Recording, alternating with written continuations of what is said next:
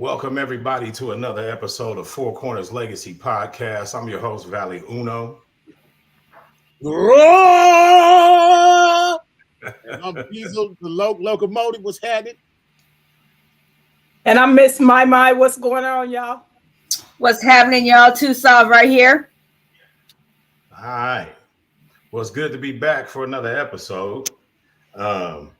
We've been rocking pretty steady, man. I'm feeling good about it. You know, when Sunday rolled around, I'm looking forward to the conversation and opportunity to interact with people that happen to jump in and have something to say. So for all of those that are watching, that are with us currently, if you haven't already done so, be sure to go to our YouTube page and like, share, and subscribe. If you don't, we coming for that ass. Right. We're coming for you. So how's everybody doing this week? We had another birthday in the bunch. Happy birthday, Geese. Yeah. Birthday.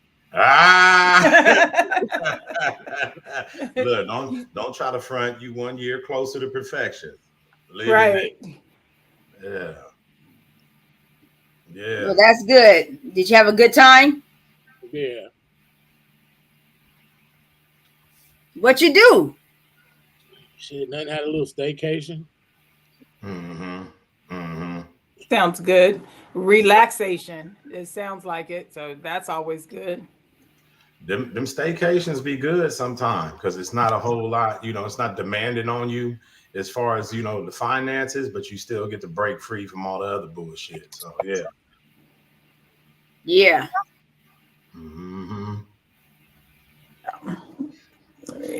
I'm about to do a staycation in 2 weeks. Going to Georgia again. That's a vacation. Because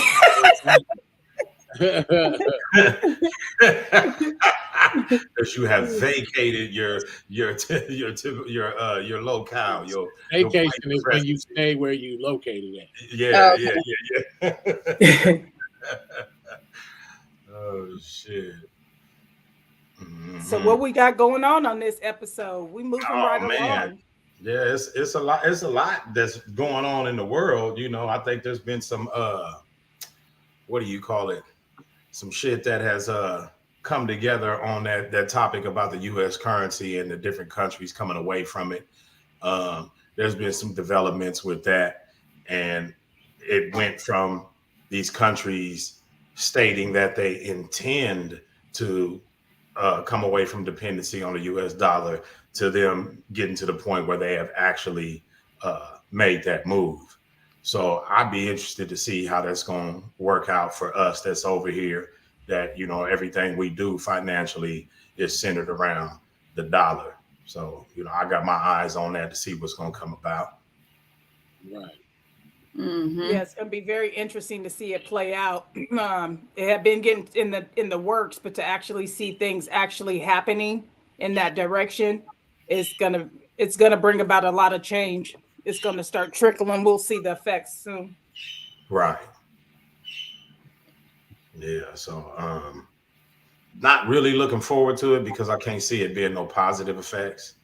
I think it's gonna have a adverse effect on our economy, which is already tough, especially depending on where you live at. It's already tough here in California. So if it was to get any worse, it just, I can't see that making life any more comfortable.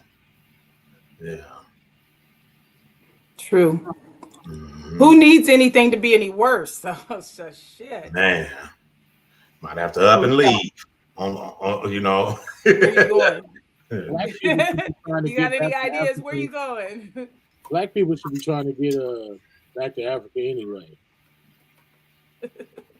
I don't know if it's back to Africa, but now somewhere something needs to be done. I don't know what would solve it. I don't foresee anything changing, but people getting poorer, and the government working them over. That's been going on. Oh, I'm sorry. Go ahead. No, I was just saying that has been going on. We have been getting worked, but it was always to their benefit. Now it's not going to be so much to their benefit either. So then where does that leave the country as a whole is my concern. Mm-hmm. Mm-hmm. I think, we got realistic options right here in this country, instead of leaving and going to another country, even though I'm not against that. It wouldn't personally fit what I want to do. But I think that there are alternatives to, purchasing land. In certain states, you can get acreage, and I'm not talking about no 10, 15 acres. You can get, Right. there's plots of land, 70, 80 acres available, so if we can get to a place where we're willing to practice some sort of group economics, even if it starts at a family base and families come together to buy this kind of stuff, you know what I mean?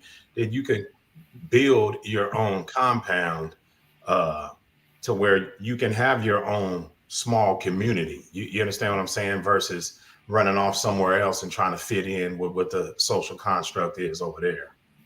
Them doomsday preppers is doing it. Sure. Absolutely. Yeah, they are. Mm-hmm. And so is what is it called? The not Don't the do on me now. The what do you militia call it? groups? Yeah, militia. That's what it is. Mm-hmm. Mm-hmm. Yeah, it's some legal red tape that would have to be taken care of in order to be able to secure the land in a way that the government can't come and do an eminent domain. So, there's some points that we'd have to consider and learn the proper way to go about acquiring the land so that it's ours and it's ours to keep. But there's definitely alternatives to leaving the country.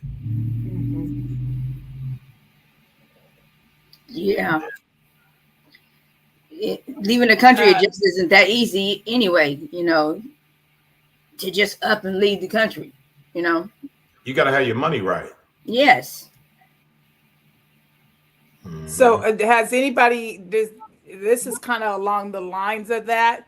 Has anybody heard about the founder of Cash App being murdered and how immediately upon that announcement, maybe a day or two later, the government introduced a platform called FedNow? Yeah. Yeah. And They trying to get in and stop all that money that's being transacted. They trying to get their money on through that. Mm-hmm. well, they're kind of eliminating the middleman, that way they have direct access to any funds that's being transferred through a digital platform. Mm-hmm. Right. Well, I do have Cash App, and it is still currently working.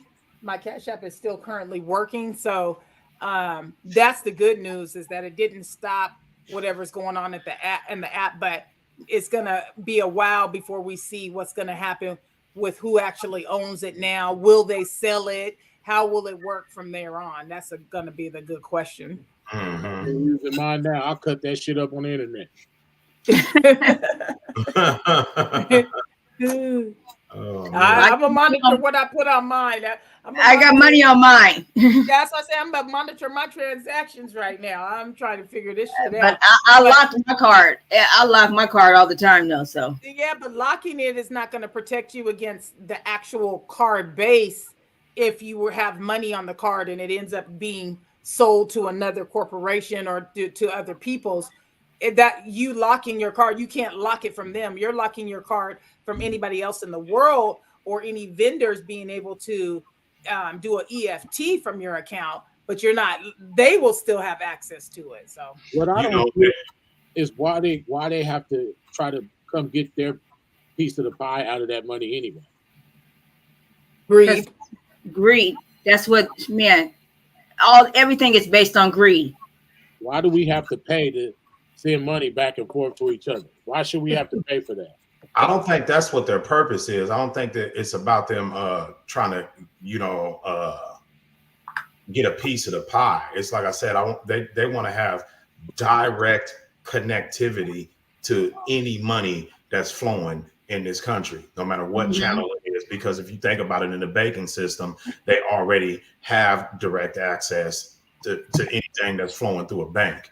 So with this Cash App setup, even though it's set up similar to a bank account, there has to be some kind of obstacle that sits in between that money and the U.S. government for them to have this thing with the Federal Reserve Bank, which, you know, is not, we know that's not a federal or a governmental agency. That's its own private entity, but nonetheless, it operates in connection with the government. And I think they just want to be able to have direct access to all funds that are moving through this country. Yeah. That's what it is, because, you know, they're able to count that as theirs. You know, anything that's in there counts in their favor. So they can use that to earn interest off of our money and so forth. But it's the cool part about it is there's not nothing. All this money is fake. It's just from one fund to the next.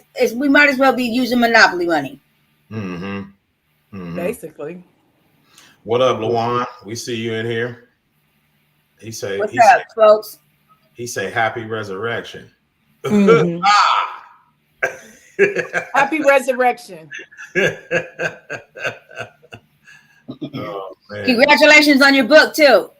Yeah, no doubt. We see you moving out there with them different children's books, and I mean, I feel like I want to get that newest one. I need a personal copy. I ain't even thinking about no kids. I want to get it. You know, the title of it is Super Different Me, and I just could relate to that. Yeah. Yeah, I like that too. Yeah. Well, as we're talking about books, I'm bringing back up this Ron DeSantis in Florida, how he's banned. He had blocked the course for Florida public schools after he signed the Stop Woke Act last year, barring schools from teaching race inclusive education. And I don't see how he has the right to do that. You know, that's just, this is a shame. I mean, well, it just goes to show you the power that is actually takes place when people are voting. If you got to remember that Florida is a red state, and that the Republicans run that, so they're going to decipher what they believe to be the best forms of education and what should and shouldn't be taught, because they don't want us to really be aware. Because he's the one who also put it out there that he wouldn't allow the critical race theory to be taught in colleges as well. So the NAA also put a feeler out for everyone to say that they don't believe that Blacks should be visiting Florida, shouldn't be going out there spending our dollars down there, because Florida is a state that doesn't represent what's in the best interest of Blacks. I don't know. I'm kind of dual-sided about that, because I understand the concern with certain things not being permitted in the school system and what that represents. You know, it represents a stiff arm to the progression of Black people. But on the same token, I really don't give a damn about it, because I think it kind of just reaffirms the need for us to have our own educational program in our houses and, you know, in our inner circles. You know, these books are available. Just because they're not in the school don't mean we don't have access to them. You see what I mean? Right, but what about the kids who have broken homes? I mean, it would be nice if we could just believe that everybody's going to sit down and teach their kids, but there's kids that are caught in the crossfire. So what about the kids who don't have a stable home in the first place, whose parents have no knowledge or concern about feeding that into them? If it's not in school, where else would they get that from then? It still trickles out. Just like if we think about a kid that grows up in a house where he's being fed and taught different things, he goes to school, he's a neighbor with those kids you're talking about. If he sees the value in the information he's learning, he's going to naturally want to share that with those kids. So there may be some kids that don't have that situation at home, And like you said, it would be nice to think that everybody's going to sit down and do that on a community level. But it would also be nice to think that this government and the individual state governments are ever going to give a damn about Black people. So it would be nice. It would be nice on both ends. The only thing we can control, we can worry about, is what we can control. Right. What they're gonna do. True. Yeah. So I guess I mean the bottom line is really that it starts in the homes, and if we could allow our families to begin to work together, that'd be a good basis for it. I mean, because if aunts and uncles and moms, dads, grandparents, all the elders in the family are sure to have some knowledge about it, then yes, it will trickle down one way or another. That's true. Just real quick to anybody that's watching, if you want to join the broadcast, we have moved to a place where we are opening up the panel to anybody that might have some input or insight on the topics we're discussing. So it's an open discussion today, but anybody that wants to join, just go ahead and let that be known, and we'll make sure we get you a link to bring you in. Yeah, we're open to discussing anything. So, go on and tap on in. I got some shit, trust me. I'm working on it right now. We're gonna have a good time in a minute. We're gonna have a good time. We're gonna have a good time. Good times. We're gonna have a great time in a minute. Oh shit. I'm about to get my roast on. He said his roast. Oh. Roast. Shot a roaster. I'm tired of Black people. Don't do that. Don't do that. Let my people go.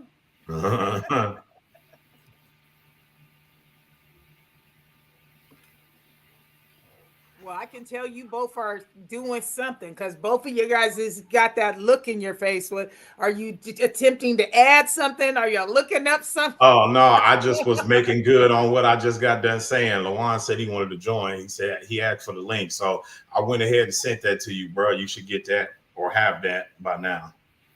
Okay, well, we'll start with this one while we're trying to figure out.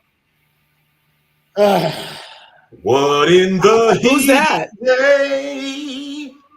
That's Webby. Who's that trying to copy Tupac with us? What does that say, Doug? Like, What in the heat? That is nice, but that's Webby. who is that? Webby. Okay, we don't know him, so he's a rapper, we're assuming. Him and Boosie had a group together. Yeah. Yeah, I've never heard of him. I have heard of Webby. If you heard of Boosie, you heard of Webby. Yeah. I heard of Bootsy, but I still ain't heard of Webby. I'm supposed to go. Okay, Anyway. so this picture surfaced from where? These?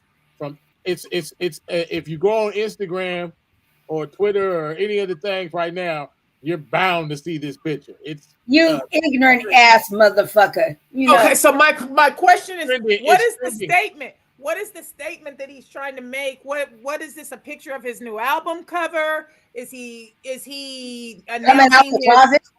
is this a gender reveal?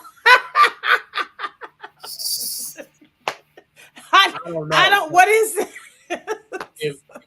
I just think, I don't know. At some point, this is why I dispute Black men having a real identity, a solid identity. I think that we lack a solid identity.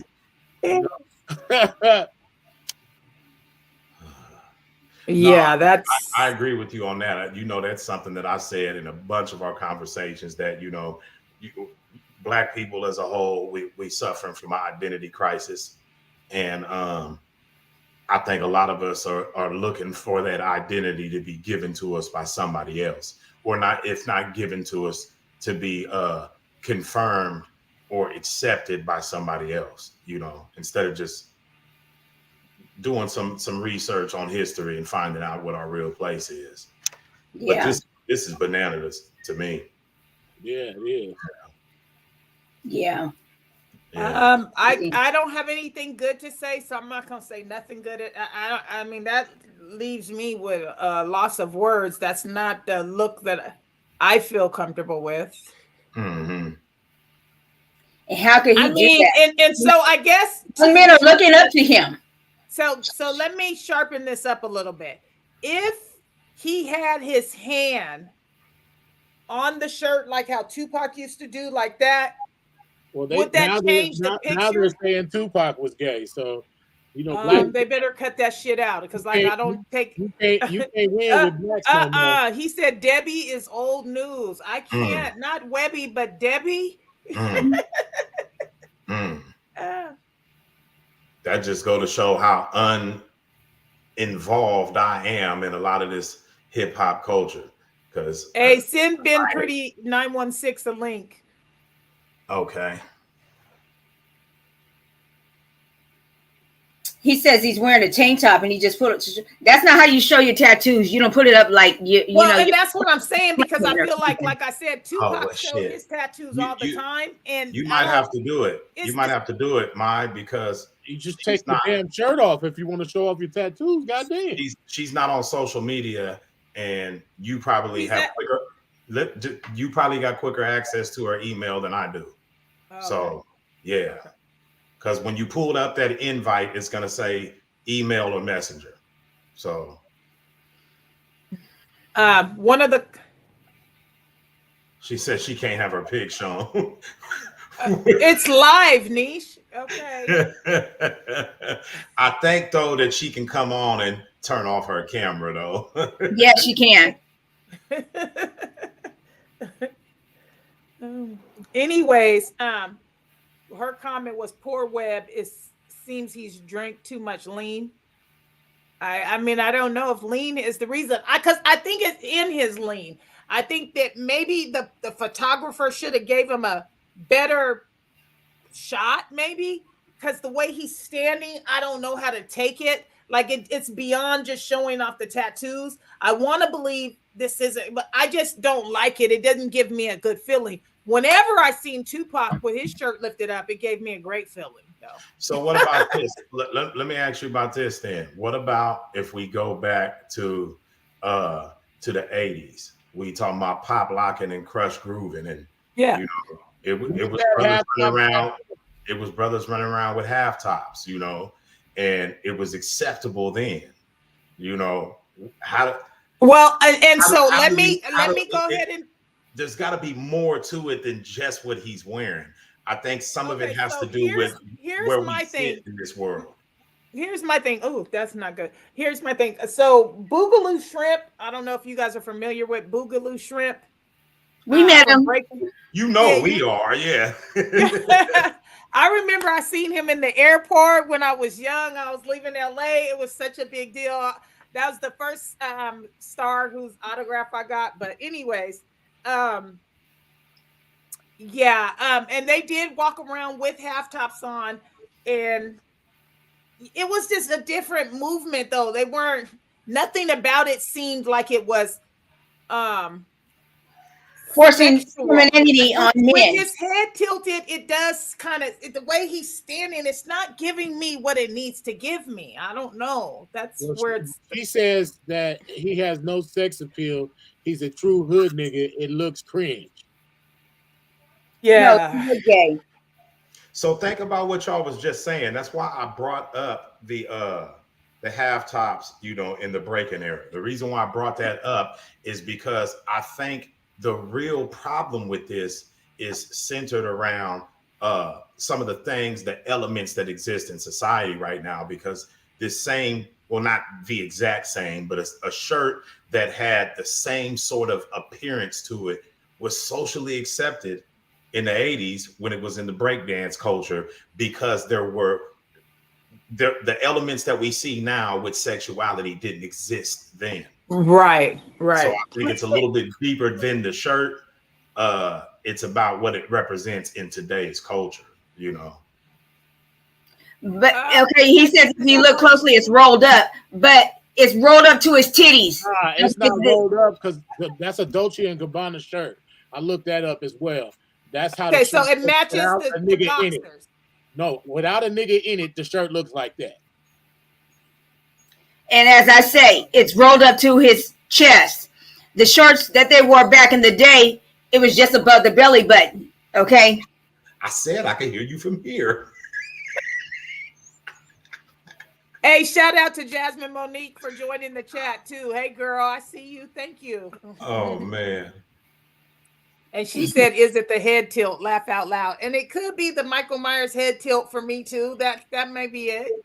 I think that's a classic hood nigga stance. You can go on Google and find niggas standing just like that in different clothing. It is not his posture. It's the shirt. It's got to be the shirt. Yeah. Or maybe the way he's leaning in. But I mean, again, because he's got that, I guess it says Savage Life. I don't know, because Tupac had Thug Life. It says Savage Life.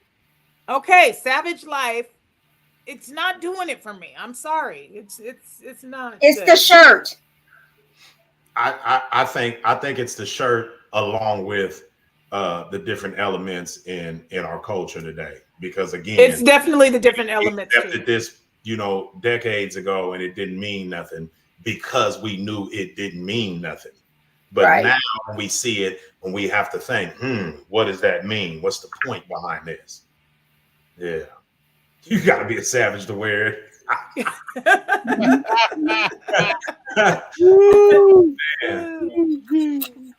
Man, shout out to the chat, everybody that jumped in, being pretty. Yeah. Wound.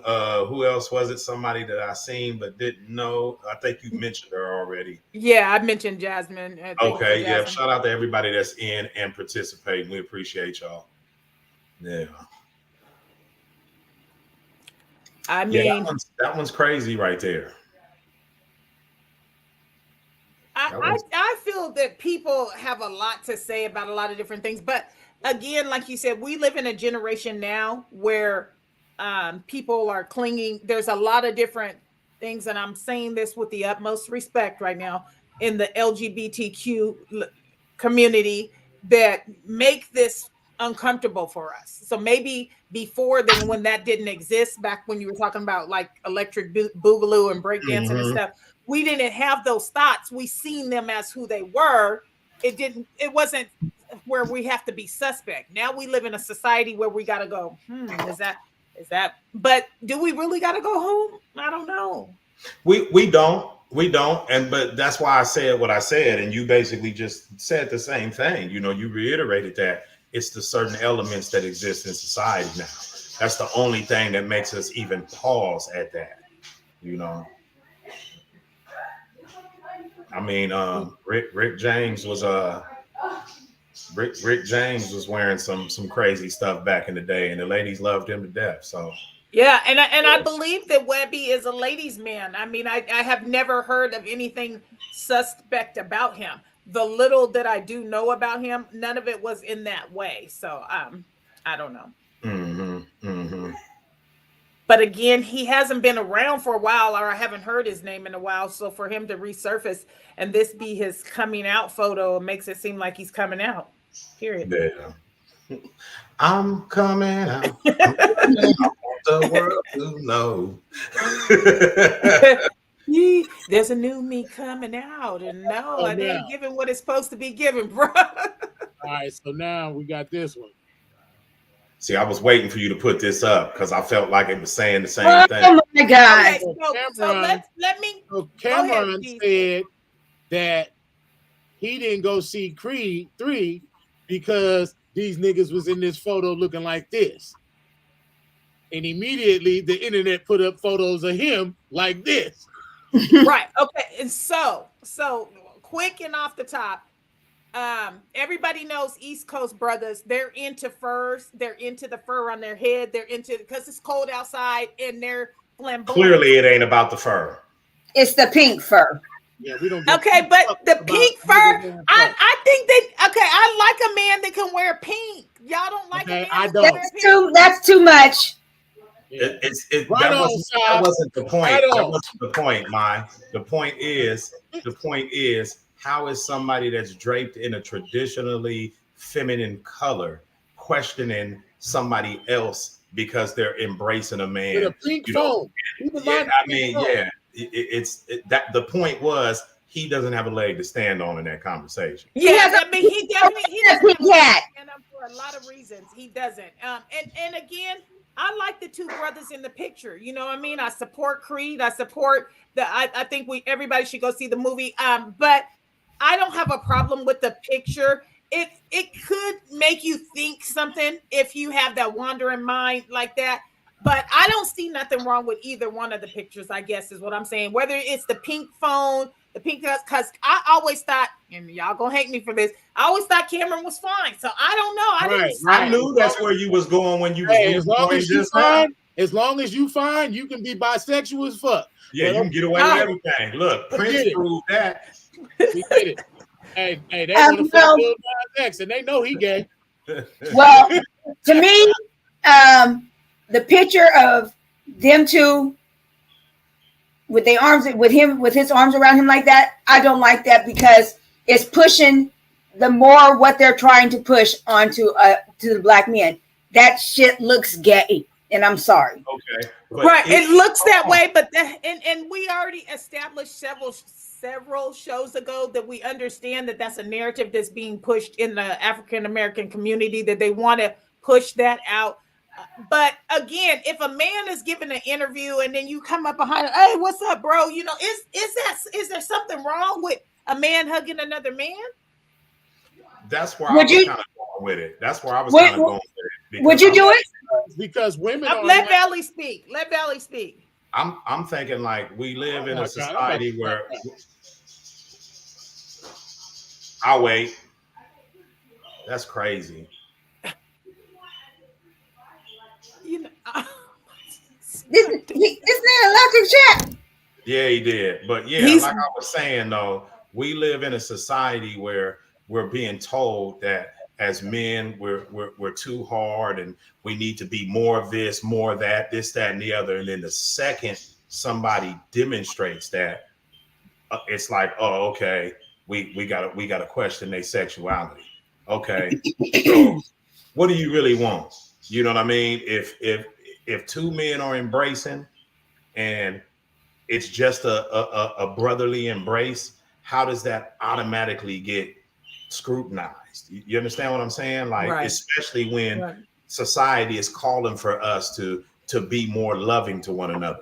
Would you rather that he had his arm around him with a gun to his head? You know what I mean? Like, what are we really talking about here? Can you be pleased at all? Would you do that? That's not the point. That's not the point. And if it was my actual brother, yeah, I'm gonna hug my bro like that. That's your brother. Listen, my 30-year homeboys that we got that you gonna get a hug and a real one. You know, it ain't gonna be that, oh, let me pat you on the back, barely touch you. I embrace my dudes if I really got love for them like that, and I'm not gonna care what anybody thinks about how it looks. Is what I'm getting at. You know what I mean? But the thing is, I think as a people, we have gotten to a place where all we want to do is scrutinize. Let me find a way to pick this apart. Okay. Yeah. Maybe I'll look at it in a different light now. We do scrutinize a lot. I think that you covered this in your part, but one of the questions was, if they were biological brothers, would it be questioned? It wouldn't have. I guess it probably wouldn't have been. Right, because that's what. Nothing wrong with my brothers doing, taking a picture like that, because they love each other. Right, right, and we're not going to think that they're in love with each other. So, right. And then Lawan's comment here. I think that's the idea. We can embrace men. Well, yes, men can have a soft side to them and not be feminine. Right. I think that's important. But that pink fur up there is not.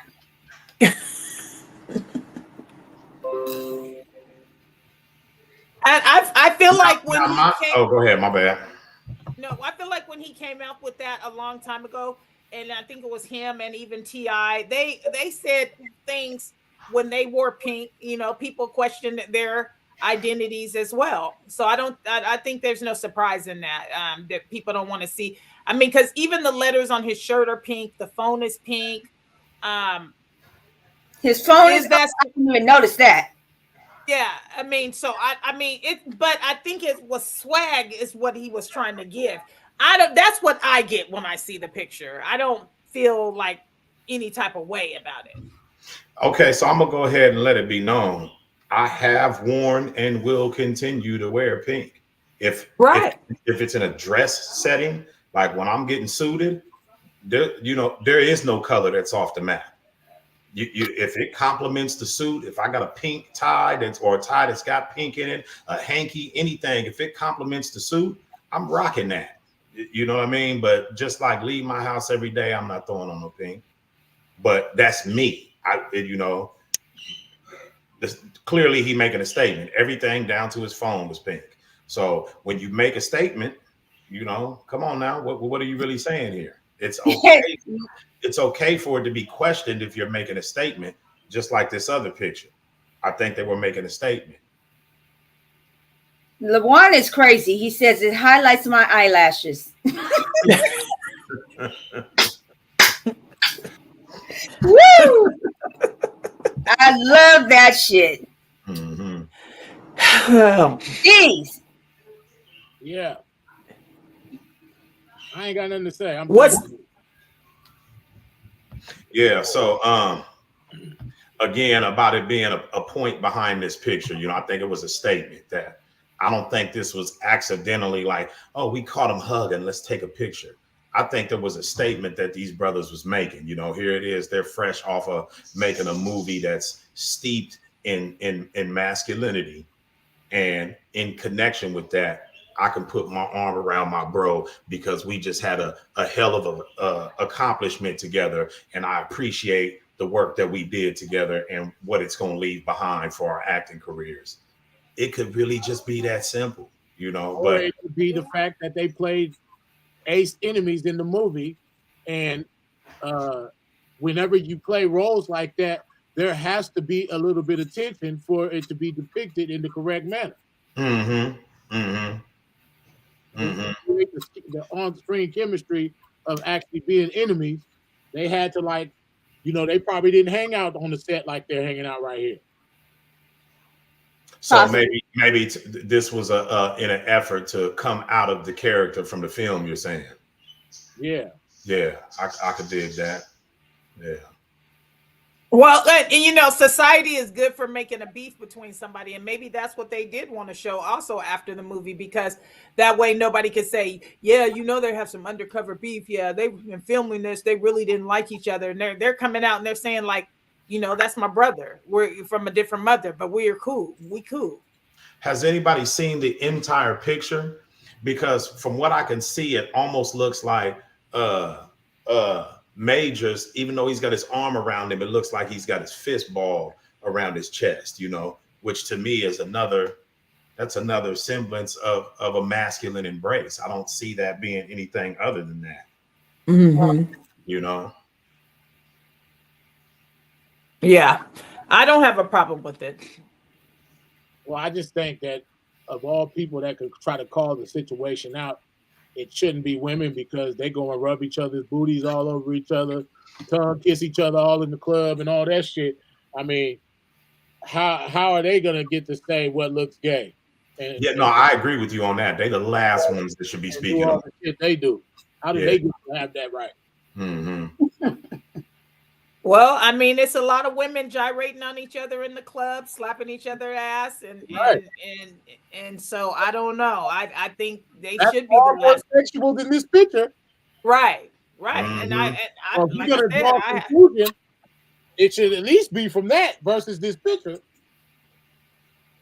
But anyway, yeah. What else you got? Yeah, nothing. Okay. Charleston White spoke out on Webby, but I can't find anything but a video of it. Was he speaking out positively or negatively? Damn well he wasn't speaking out positively. Does he ever speak out positively? No. He does actually, but he doesn't. Yeah, he does, but you know, it's one of them things that, you know, just like we seen with KS, most people are satisfied with the clip work and they have no intention of ever sitting down and watching a full interview. Because if you watch full interviews on him, he got some stuff that's worthy of being said. He got some stuff that's worthy of our Well, I attention. mean, I thought when he was saying, "Who are you?" to be saying somebody got to check in, I thought that was worthy of being said. Like I was never thought that brothers should be checking in with anybody. And then furthermore, the people that you check in with then have you killed. Yeah, it was never a good idea. So yeah, I thought he had a lot of good points that he made when he spoke up in regards to that. Yeah. Why did being pretty 916 put? I thought that was his dad in the pic with him. Even Dr. Dre now, nigga, when he was with that, turn off the lights on, man. The feel the fresh too. No, man, that was shrooms. No, I thought I was gonna take shrooms. I don't want none. I was gonna take some shrooms. I don't want none. No, them shrooms got you niggas weed. Them 40 ounces didn't do that. That motherfucker old English 800. You ain't seen now, nigga, back in the day, walking around with no motherfucking old English. If he was, he was gonna be coming out of the tank and had that knocking from. That what these shrooms doing to these niggas.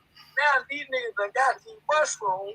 I've been saying, man, what the mushroom do to you? They said give you that tingling feeling, like they said, like a clean ecstasy pill. I said, oh, you go back to Frank. And that's where it is. That's what done happen. Yeah. Yeah, and I'm fucked up. Oh, man, Webby been a motherfucker.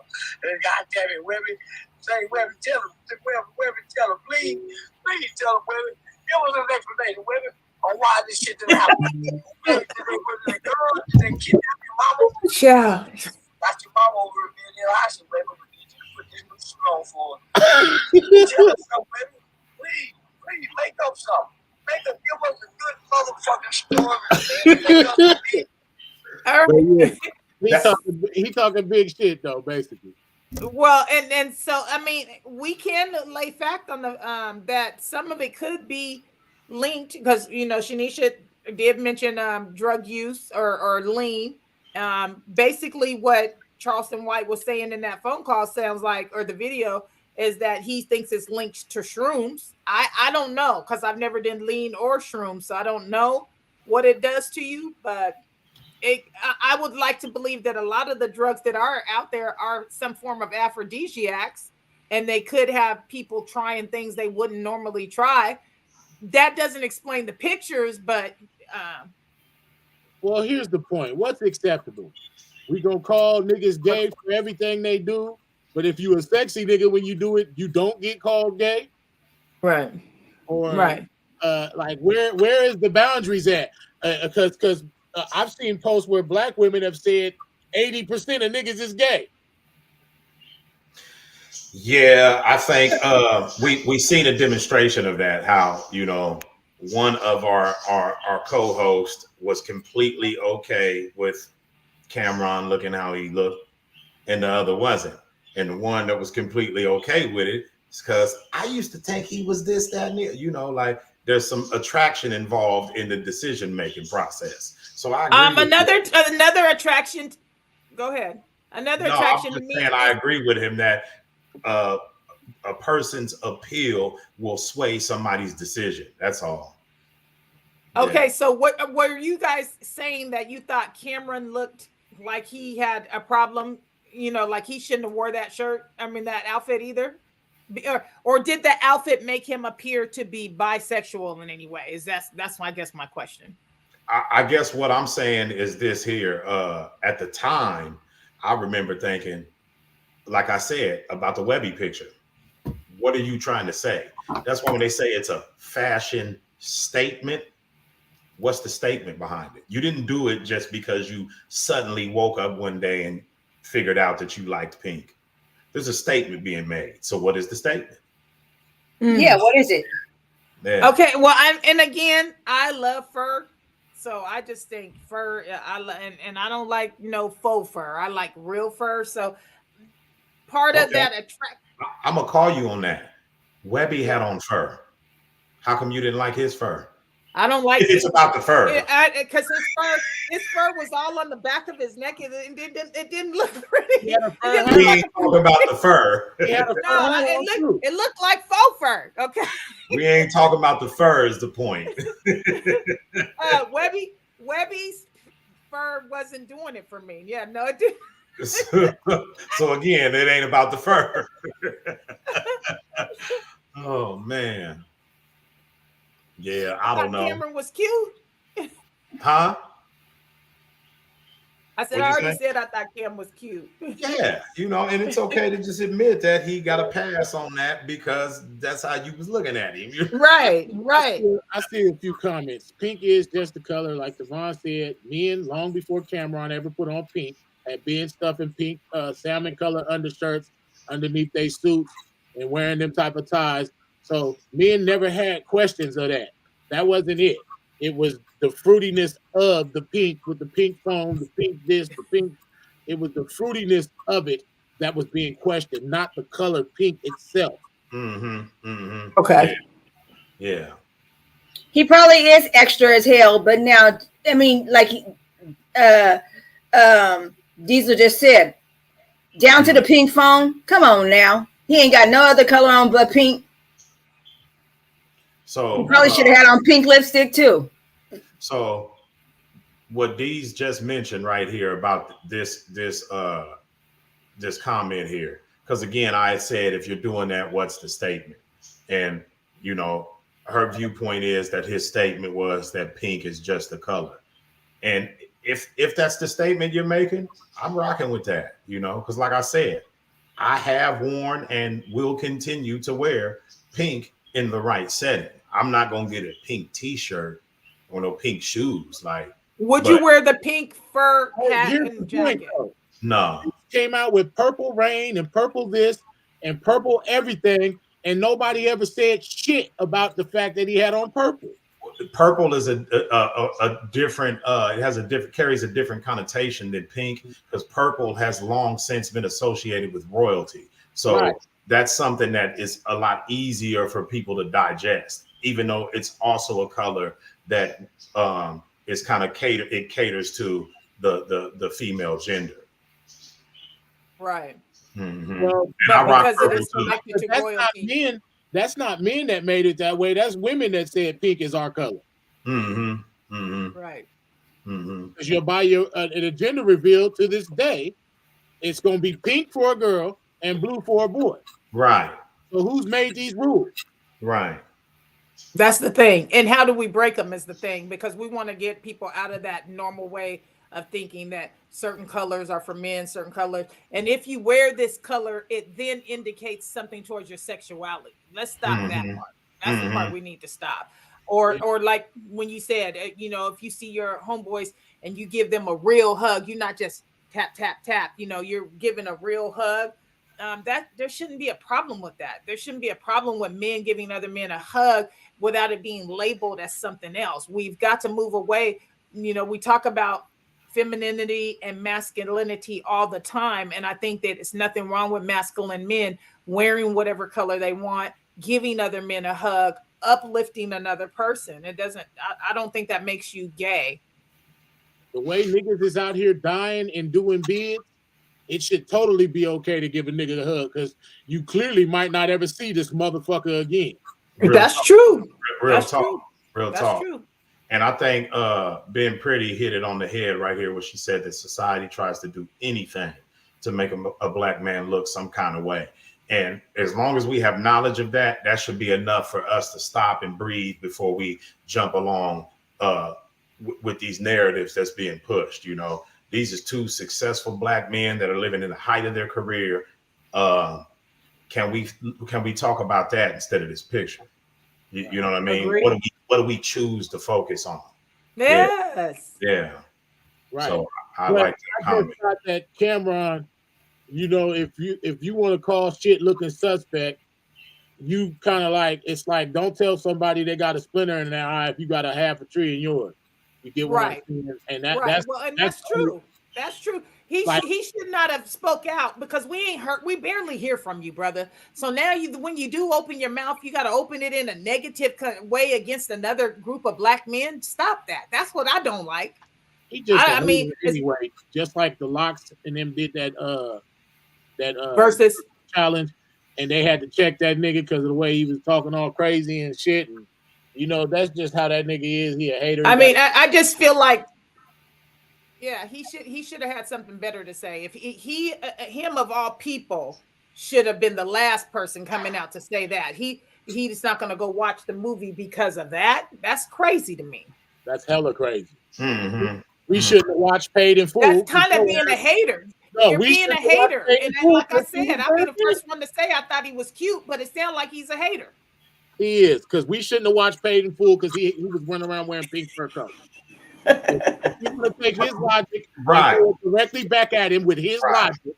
His Right. logic said that none of us went and watched the movie because he was wearing pink fur. Real talk. That's true. Yeah. That's true. Mm-hmm. Mm-hmm. Yeah, man. Again, shout out to anybody who's in the chat. If you're interested, we are going to be adding people to the show. If you're interested, please jump Just on let us know. Messenger to We'll whoever. shoot you an invite. Yeah. I have seen something interesting. That this man was trying to bring back roller skating for to make it popular again. That basically it was a party on wheels. That people had a good time when they was at the roller skating rink. What do you guys feel about that?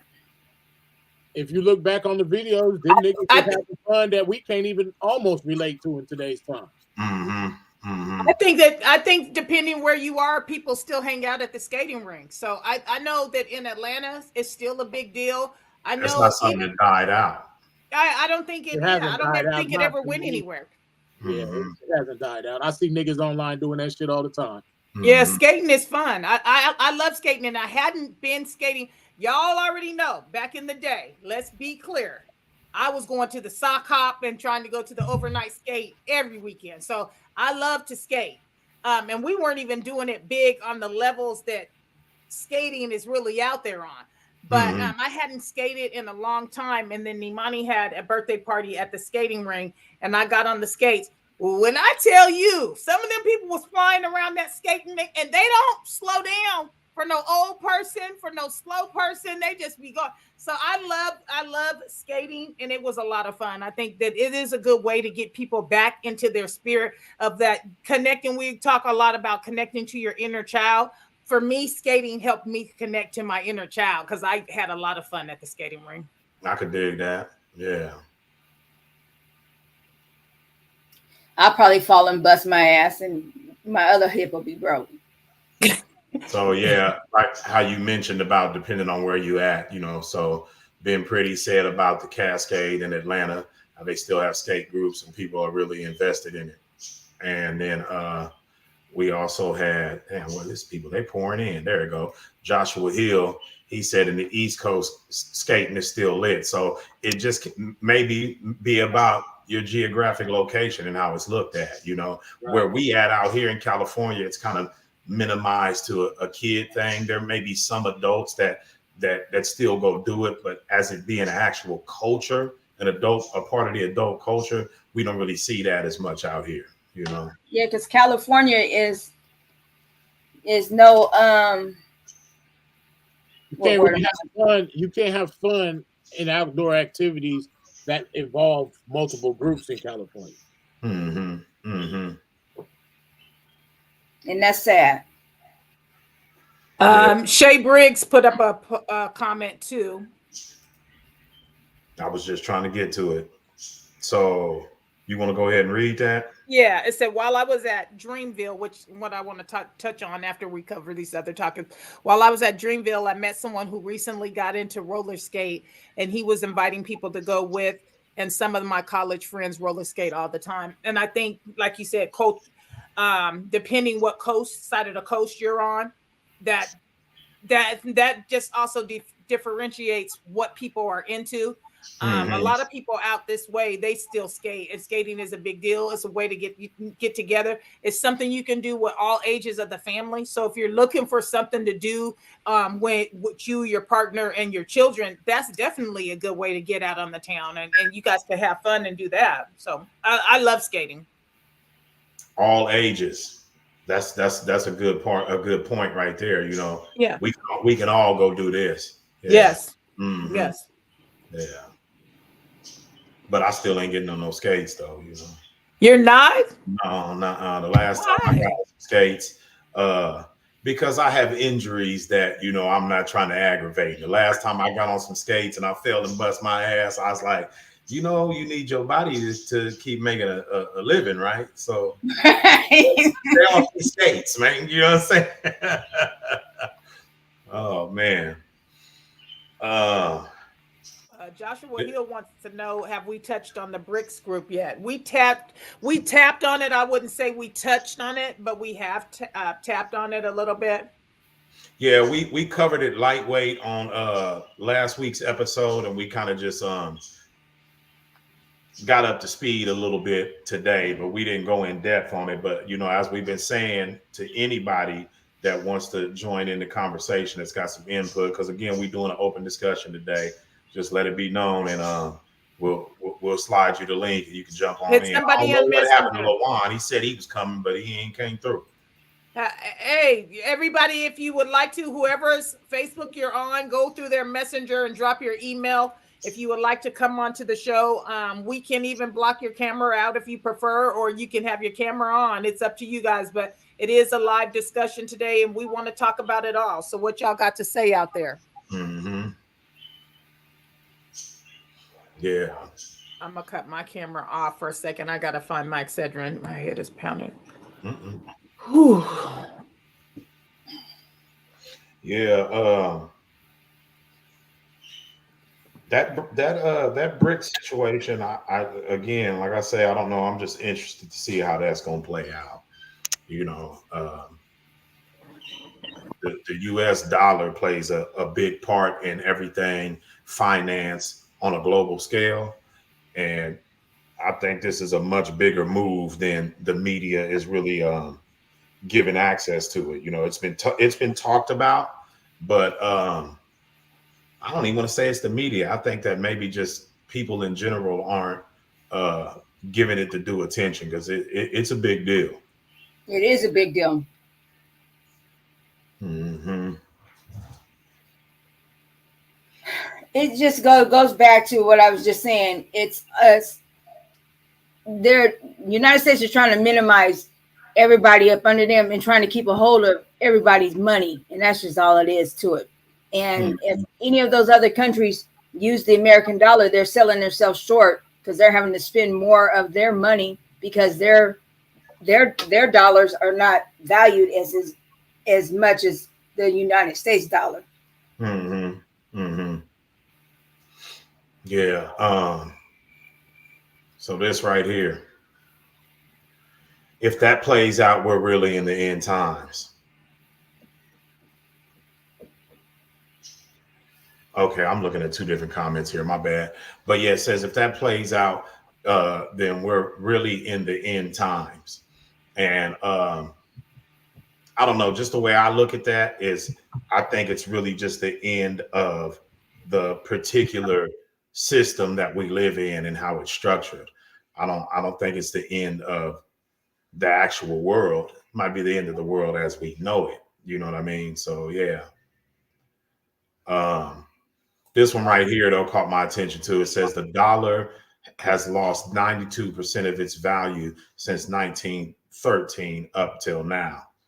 And that the dollar's the new peso. I just wanted to tell you guys I'm tapping out for just a second to get my my presentation together. So I'm still listening, but I'm gonna have my camera off. Okay. No, handle your business. It's all good. He said the dollar gonna be the new peso.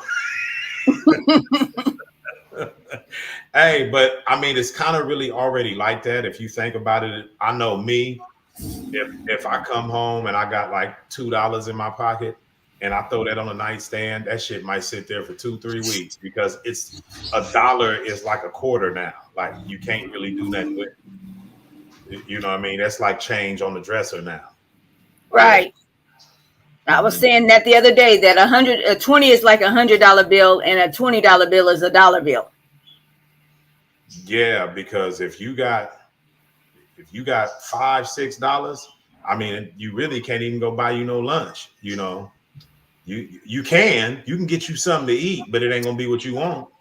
You know, you're gonna have to eat something that you didn't really want to.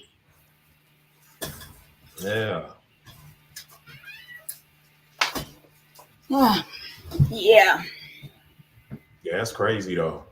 So I don't know. Maybe we need to just keep an eye on that, and we can have that like a continuing part of our current affairs on the show, because I think that's something that's going to continue to develop over the next several weeks. It definitely is. She said, the house costs damn near $100 per day. Yeah, if you take into account gas and food and anything else that you might occur, especially if you're in some city that's got highway tolls, because if you have children with you also, some places you got to pay just to travel. Mm-hmm. Yeah, he said that's why they try to push this Fed now. It's all digital currency, and that's what I was saying before. I think that really we've already been groomed to accept it for years on end, because when you think about the debit card and how that has minimized the way people carry cash, you know what I'm saying? Like we were already getting weaned off of the cash and carry mindset into a digital currency kind of mindset, so that when all this stuff happens, it doesn't really shock our system, because I mean, who's running around with all their money in their pocket nowadays? It's not a lot of people. I ain't gonna say it's not a lot of people, but it's definitely not nearly as many people that was doing that prior to the introduction of the debit card. Yeah. And truthfully, it's easier to hold on to your money if you don't have cash. Cash in your pocket goes faster than debit card do. That's true. I think it depends on who you're dealing with, because the one benefit that I do, like if I know I'm going somewhere and I got a budget, okay, I don't care what happens today, I'm not spending no more than this while I'm out. I'll pull that cash out.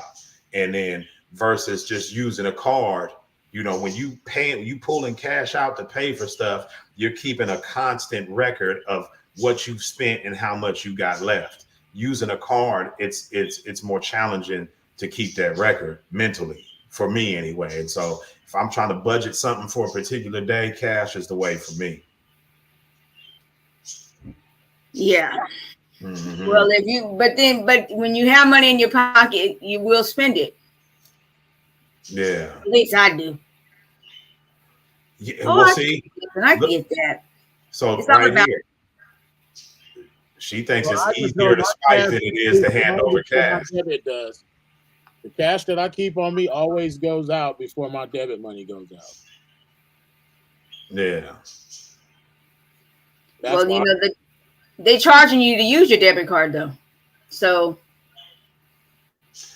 No, I'm just saying, if I got a wallet full of cash and I got money on my debit card, the cash in my wallet will disappear before the money on my debit card will.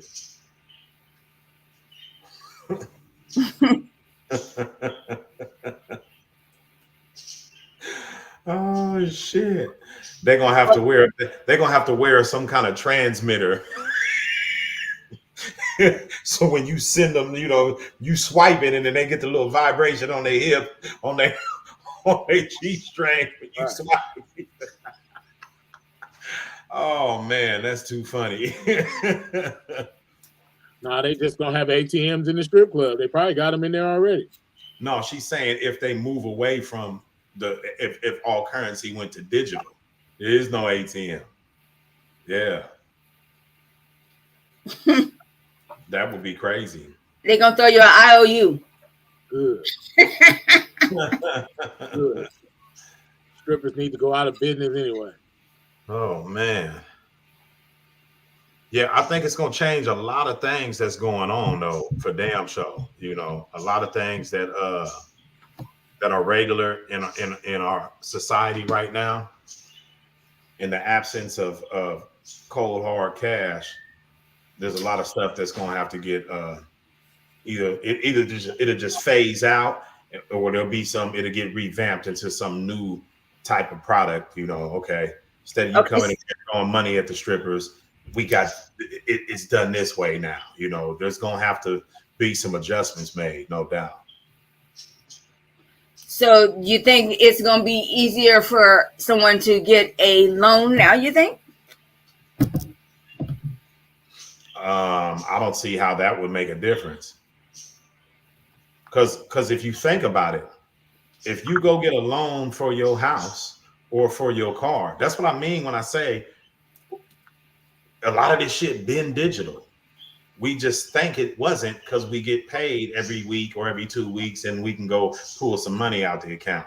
But when you go get a loan for a house or for a car, you ain't seen that money. You never seen it, never touched it. It technically never existed. It was all digital currency. Yeah. Some of this shit ain't even new.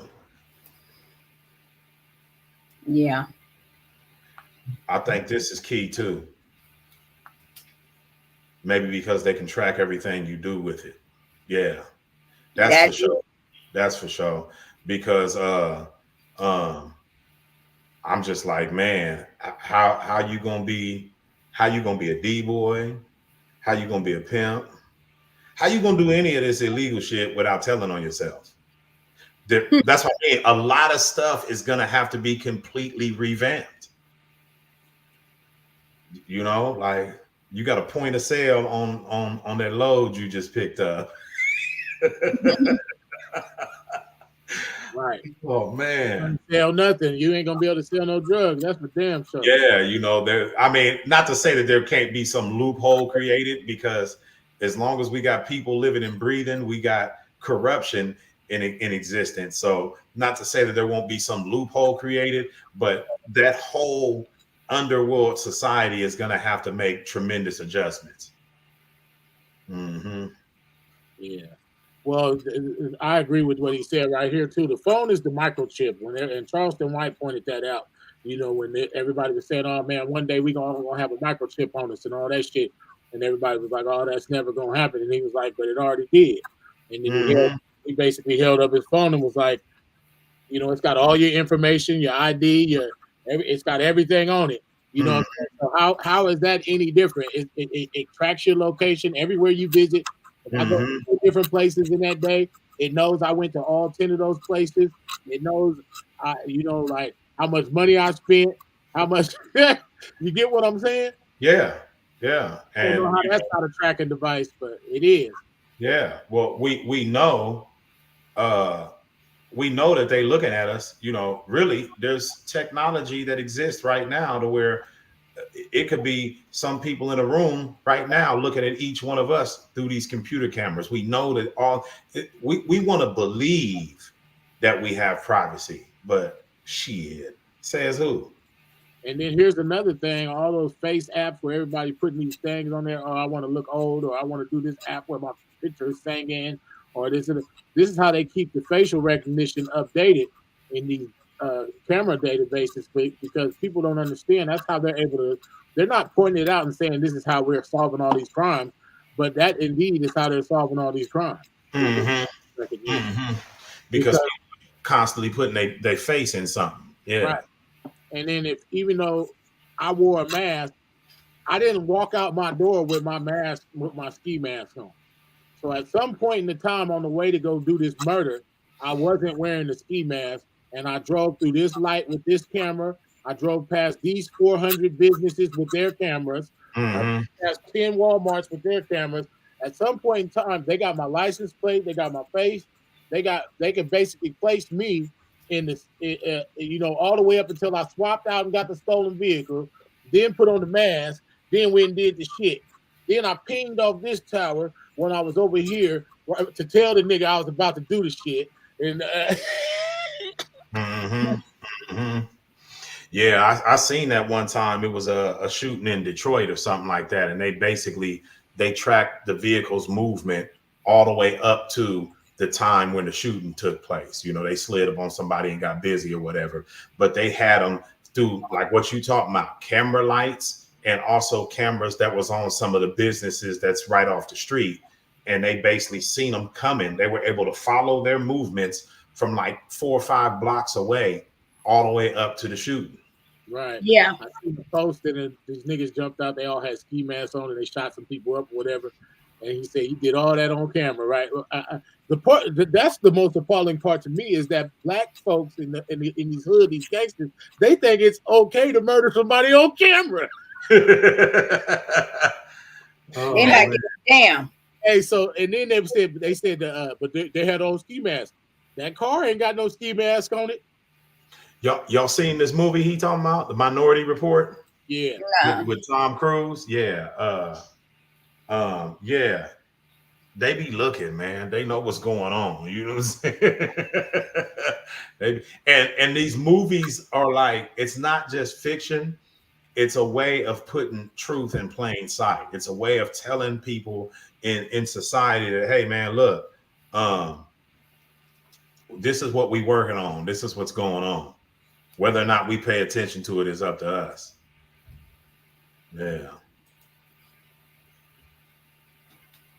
Oh, Shay said they watched that. They had to watch that in high school. Yeah, I just recently watched it again, and I just tripped off it because, you know, when you see stuff when it's ahead of its time, it kind of just gives you all this futuristic ass vibe. But then when you come back to something after certain things have developed in society, it just gives you a totally different perspective of it. Mm-hmm. Well, I guess it's good because we at the age now where when the shit really hit the fan, we'll be long gone. Yeah, maybe.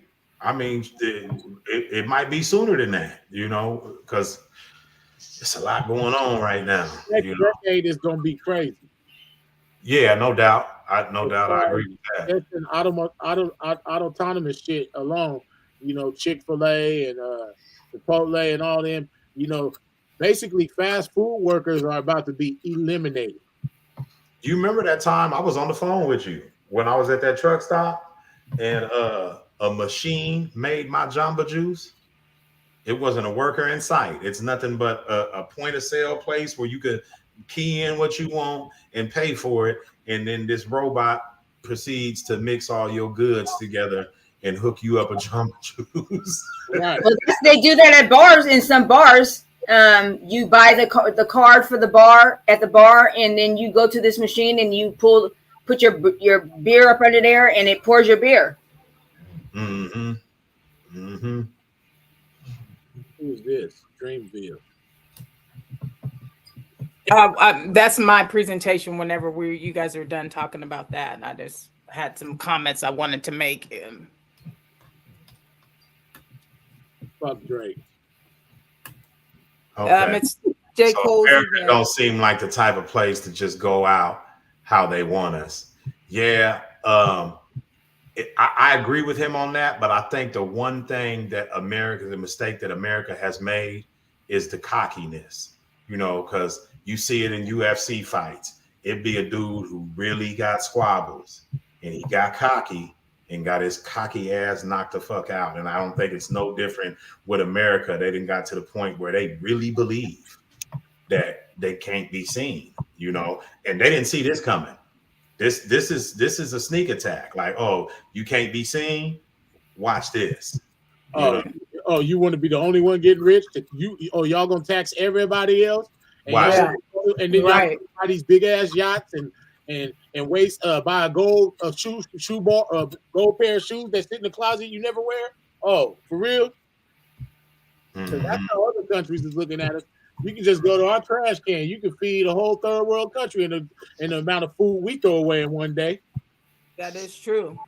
I said that about my job. Even at my job, the amount of food that, with there being homeless people, we throw away food from breakfast. We throw away food if it doesn't get eaten. They don't save it, you know, if it's been out on the line and there's hungry Going people. out to some shelter somewhere. Yeah. That's what do you call that? The people who can't shut throw it down away. the health board. That's the health board that's pressing them lines, though. Well, they can't. They have to throw it away to be accountable that the product was perished instead of being stolen or sold by somebody. So that's why they throw it away, and then it's accounted for that way. Right. And plus they don't want to be responsible. Like he said, I think it is a health code thing, because if it's been out on the line and people have reached over it or this, they don't want to be responsible if somebody was to get sick from it. But in reality, that's just mumbo jumbo to you know, corporate bullshit for me. I know when I was delivering for Pepsi, it was a couple of the Little Caesars places here in town. Well, they was both right here on the south side, actually. But, you know, when they was making the hot and ready pepperonis or whatever. So according to Little Caesars policy, after that pizza has been in that oven for a certain amount of time, it's no longer sellable. So they would have these pizzas stacked up, and instead of throwing them away, like some little organization that was geared toward feeding the homeless or whatever, they had linked up with these two particular places. And I would see them from time to time walking out with stacks of old pizza. It's like, okay, y'all can't sell it. That don't mean it should go in the trash. Right. And that's good. We can take this over here and feed the homeless with it. Also, They still do that. How they were having those $5 pizzas. What's that? Those $5 pizzas are pizzas that have sat for a while as well. Mm-hmm. Remember when Little Caesars had the $5 pizzas? That's what I'm talking about. The hot and ready. Yeah, the hot and readies. Yeah. Hot and ready. Yeah, that's why they're not fresh pizza. Right, exactly. Once it's sat for a certain amount of time, they can't sell it because the whole thing is that it's hot and ready. You know what I mean? They still do that program, because I know someone who goes around and gives those pizzas to people. And it's not just the pizzas, it's breadsticks and chicken. Mm-hmm. Mm-hmm. Yeah. I think that that's better than being wasteful. Yeah. There's somebody else, because that's a prime example of one man's trash is another man's treasure. Somebody's hungry, they're gonna eat it. Mm-hmm. Well, I know when I worked in the breakfast at the hotel, and we had leftover breakfast, I would make as many plates as I could, and on my way home, I would take and disperse them to whoever I seen fit for some food. And then people was looking forward to it when would be happy when I would pull up with some food. Mm-hmm. Mm-hmm. I wanted to tap on too. I don't know if you guys was ready, but whenever you guys are ready, Go ahead and pull it up. You had said something earlier today about events that we couldn't have those type of events in California. So this year's Dreamville Festival was the largest to date with about 100,000 people in total. Now, as you know, the girls went. This was their second year attending it.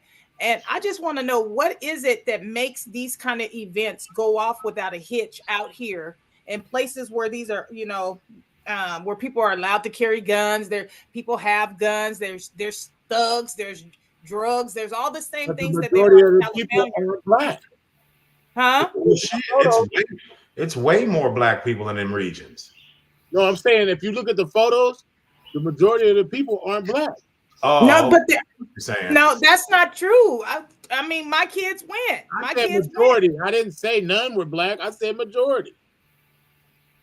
But even so, though, I don't think that's it, because at any event that would take place out here, just based on population, the crowd gonna look the same color wise. So that still ain't it. I think it's that I say this. What color is the people shooting up gonna be? That's not what I'm getting at, though. I think it has to do with the energy that's carried in the specific place that you're in. And I think California is one of them. Man, that Wild West mentality never left. Never. Yeah. That shit, that energy still exists here. And I mean, all you got to do is look at how people act. You know what I mean? You look at Chicago, there's a certain mob massacre mentality that has never left. That energy still exists there. You got certain type of energy down in the Louisiana area that people are more geared toward voodoo practice and more spiritual type things. It really comes down to where you're at and the energy that landmass carries. I mean, at least that's my opinion on it. No, and I think it would be safe to say that, because of course we know that I had a lot of people checking into the hotel that were, so it was definitely a mixed crowd of people. So a lot of various different nationalities attended it. People came from Maryland, people came from Florida. But if you look at the lineup consists of people like Usher, Drake, of course, J. Cole, it's his festival, Summer Walker, City Girls. There was a lot of Black artists that performed there. And there was a lot of Blacks that were there, but it was a mixed crowd. And it was a stand-only type of event too. Nobody got trampled. Nobody got. Some people passed out. A lot of people passed out. The kids even said that there were people who were passing out. But that was basically what Summer Jam used to be here in California. They used to have Summer Jam where it was stand up at Cal Expo. Yeah. I do remember that. We know you but, did. Look, we was out there too. While you shared, ain't no sense in capping. We was out there too. Yeah. So I mean, but it just amazes me that a crowd of that many people could get together and there was nobody got shot. This is a 2-day event. A 2-day event. Like hey, look. Whose kid is this? Yeah, who's clear people? Something is wrong and it wasn't with that Negro. It says that Dreamville organizers announced Tuesday that 50,000 people per day attended the 2-day festival, representing a record-breaking 23 countries, 4 continents, and all 50 U.S. states.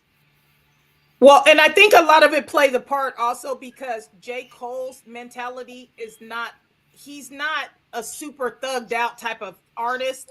At all.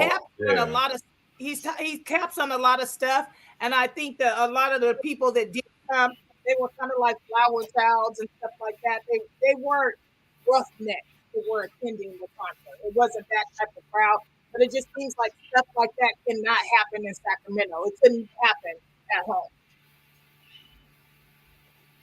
Well, it's a all in a mentality, as they said. Like she said, it's a mentality thing. The youth, the younger generation here hasn't touched on that they mean that they are somebody and that they mean something to the world. What is important to them is fashion and is social media and what they can get and what's going to be given to them, and instead of finding what really matters, and they haven't found it yet. Well, apparently the police presence, because they got a Raleigh Police Department statement in here as well, saying that it's been an enormous success thanks to our public safety partners who assisted with security and traffic control. Right. Because you got to figure when it let out at 11:30, 12 at night. And so it was dark. It was held at a park. We're not talking about a 3-hour delay on Saturday. Huh? It was a 3-hour, plus it was a 3-hour delay on Saturday. It was because of weather. It was because of the weather. But that was a hell of a cruise afterwards, though, huh? I mean, I just think that it was a great thing to see happen. I know that Soul Bloom was canceled in Sacramento because Discovery Park got flooded, and it's supposed to take place at Discovery Park. They've also had Tim McGraw and Aftershock Festival that was at the park or at Discovery Park. But I just wonder, could an event like this be held at Discovery Park with the same kind of lineup and it have no problems like that? Maybe with that lineup. We don't have that. We don't have that sort of lineup from our locale. Because the fact of the matter is, J. Cole ain't no street nigga artist. He he has street elements in his music because he comes from that sort of upbringing, you know, being Right. in an environment where he was privy to all of that. But he doesn't have street, he doesn't bring that street nigga energy though. So when you think about what's coming from our locale, you know, and these rappers ain't even focused on being like big in the music and being celebrities. They just want to be known in the hood. So I wanted to put this up here because I seen this on Instagram a couple of weeks ago, and I just was like, damn, you know, our music scene really ain't figured it out yet. Well, These ain't the Okay. but So Memphis got Glorilla, Atlanta got Little Baby, and so much more, and Chicago got Dirt. Who does your city have?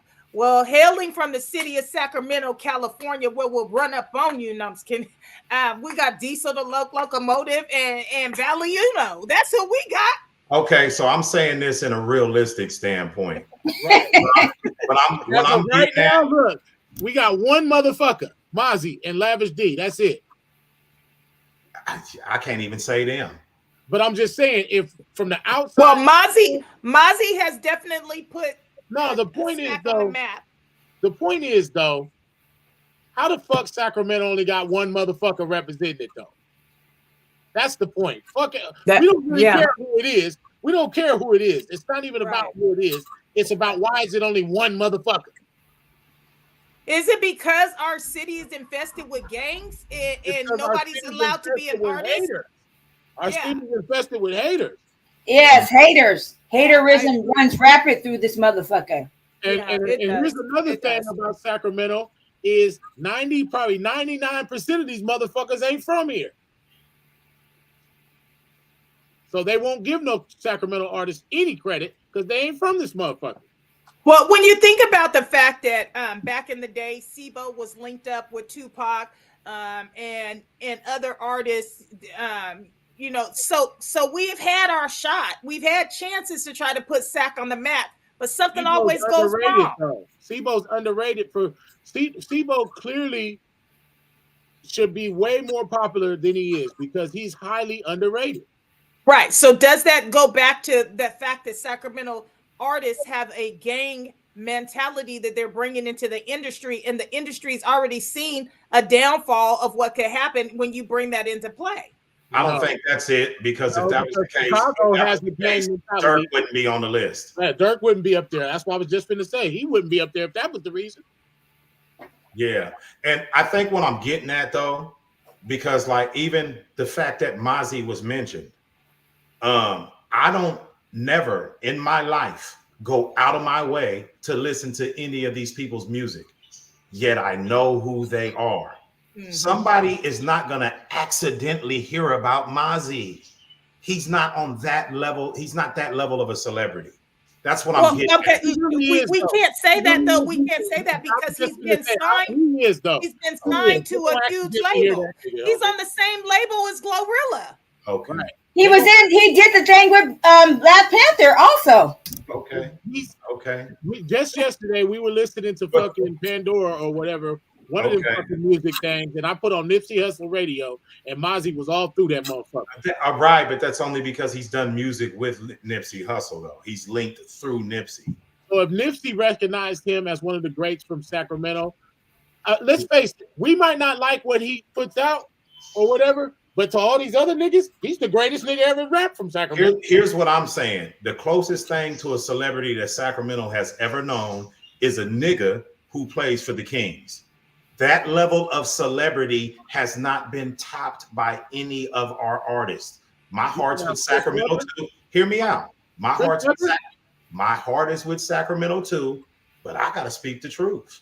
We ain't got no real anybody, period. I'm saying, like, if we in Sacramento, our best chance of running into a real celebrity is running into somebody that played for the Kings. Oh, you talking about that? Okay. Okay. Yeah, I was like, We I gotta thought at you were least saying get that there rid was of- a rapper. I thought you were saying there was a No, rapper I'm who saying rapped for the Kings. from I was saying, on the basis of celebrity. okay. The biggest celebrities out of Sacramento are the ones that play for the Kings, and that's just Right. a buck. You don't see Right. them either, though. Right. That's not, Well, that's not okay, the point. I mean- That's not the You wanted point. to go to Our one of city the has a clubs or greater something, yeah. recognition for our ball team, who hasn't even been in the rankings in umpteen amount of years. Our city is more known for that than it is Yeah. for music culture. So when I Right. hear people say, Mozzie, I heard of him too, but he's not the reason why people is checking for Sacramento. If No, anything, it's the game. And lightweight is though, but here's the reason why people are quick to jump on Mozzie's dick, because Sacramento is notorious for needing everybody's approval to approve of our own artists. That's real. If That's everybody else, we can't just be like how Nipsey was with LA. LA was like, we don't give a fuck what you're talking about. Nipsey's our nigga. Right. Right. We don't Right. give Right. a fuck. You know what I'm saying? LA, they love LA. So anything LA, they love it. Yeah, Right. that's true. But Sacramento is not the same way. It's like it matters where you're from first and foremost. Then we'll see if we like it or not. Mhm. Well, and so, but it's crazy because when you think way back to that song with Mariah Carey, and they say Sacramento's in the house, New York's in the house, Right. you know, and so we had the mention. We had the mention in Mariah Carey in Old Dirty Bastard. That's Old Dirty Bastard, right? Had it on Song. Tupac and Dr. Dre. Those are producers that are being shot out in those songs, and Sacramento is a good place for everybody to come and we ride their dicks, basically. I ain't disagreeing with him at That's all. why I feel like Sacramento's that's being part of the mentioned, because problem. anybody that's not from Sacramento could come out here and they're gonna love their fucking dirty draws. You know, you got Well, and even Tupac said from Oakland to Sacktown, the Bay Area and back down. We were Cali's talking about where- Sibo though, because he wanted to sign Sibo to his own label when it came out. there was a reason why it was being mentioned. Okay. It wasn't the entirety say of the that to rap say- scene. I say that to say, because you said, who does our city have? And I'm just saying, Nobody. Dave, that was a good 25, 30 years ago, right? Okay. So nothing has happened since then? It's our city that's doing it. We don't want to hold nobody high like that out here. Right. We're the reason why Sacramento's not being noticed, because in Sacramento, you got to be from somewhere else for us to give a fuck. If you're from here, you're nobody. Well, the E40 been shot now. That's true. E40 shout out Sacramento too. I don't understand. I just said it. If you're from Sacramento, you're just some local piece of shit motherfucker to Sacramentans. Well, I think that that's even more reason why you guys should pursue somewhat and keep some of your rap as part of what you want to do moving forward, because there's still a need for somebody to put Sac on the map. Oh no, it is, but I think that for the most part,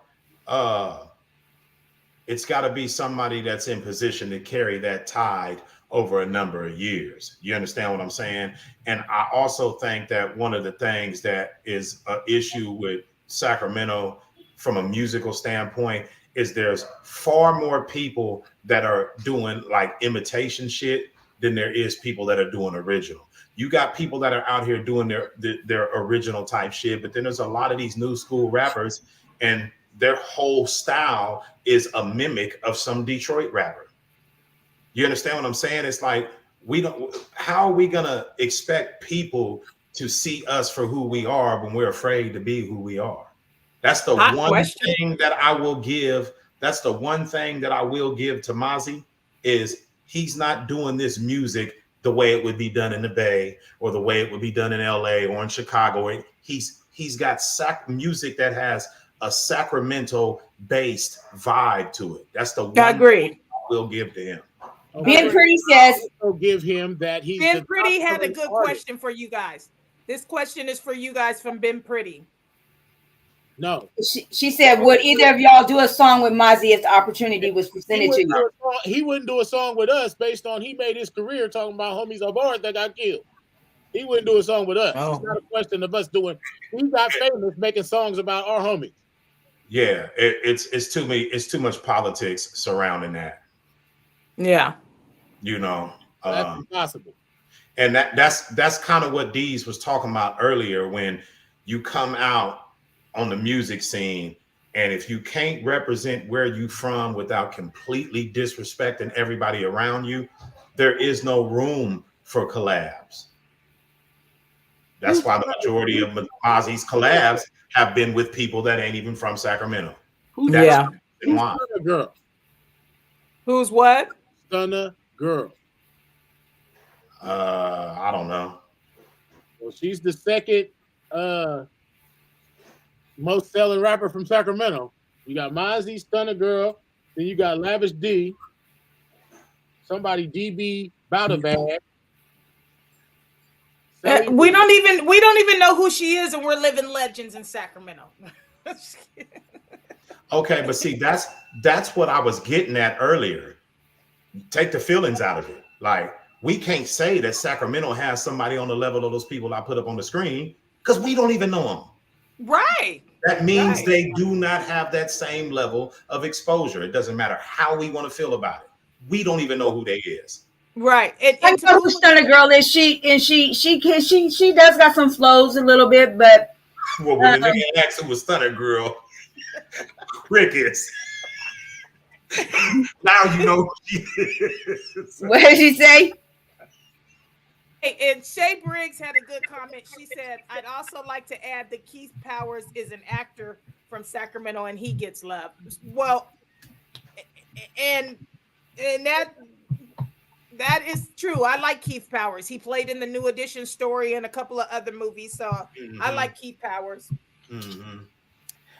Even this is what's funny to me. So, Sweetie, she went to school in Sacramento, Monterey Trails. But she claims she's from Oakland. She doesn't even claim Sacramento. So I don't. She might actually be, though. If she went to high school in Sacramento, that doesn't necessarily mean she's from here. She might actually be. But it just goes back to what I was saying. Sacramento is not necessarily a place you want to claim because people from the Bay been coming down to Sacramento and selling more dope than anybody with a Sacramento native sold. People from the Bay been coming down and starting a bigger gang than anybody from Sacramento has. You know, we kind of like Sacramento really don't have no culture of its own, and that's the issue. and Okay, so would you guys do who would be somebody who you would do a song with? Who is Me. somebody who? Who? That's who. Okay. Dylan, and Dylan. No, but I'm saying that for this reason. So if you looked at it like this, that the only time that a particular group of people gets any recognition for anything that they're doing is when they're hanging on the coattails of another group of people. They have basically said that their individual group ain't shit without these other people. So it's not that I'm not looking to go to any Bay Area artist or LA artist to get on, because if you notice, if y'all pay attention to these interviews that go on, Sacramento ain't even Sacramento no more. It has been lumped into the category of Bay Area. When they talk about the X-rated thing, a Bay Area artist that was arrested at 17, they just lump us all in the same category now. So I don't know how we can say that Sacramento has these stars and the world thinks we're from the Bay. We're not.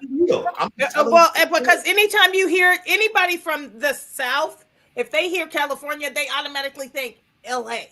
They think California is LA. That's it. Yeah. They don't. So Sacramento doesn't even fit in there on there. Right. They think when you say California to somebody, they automatically think LA. Right. Kevin.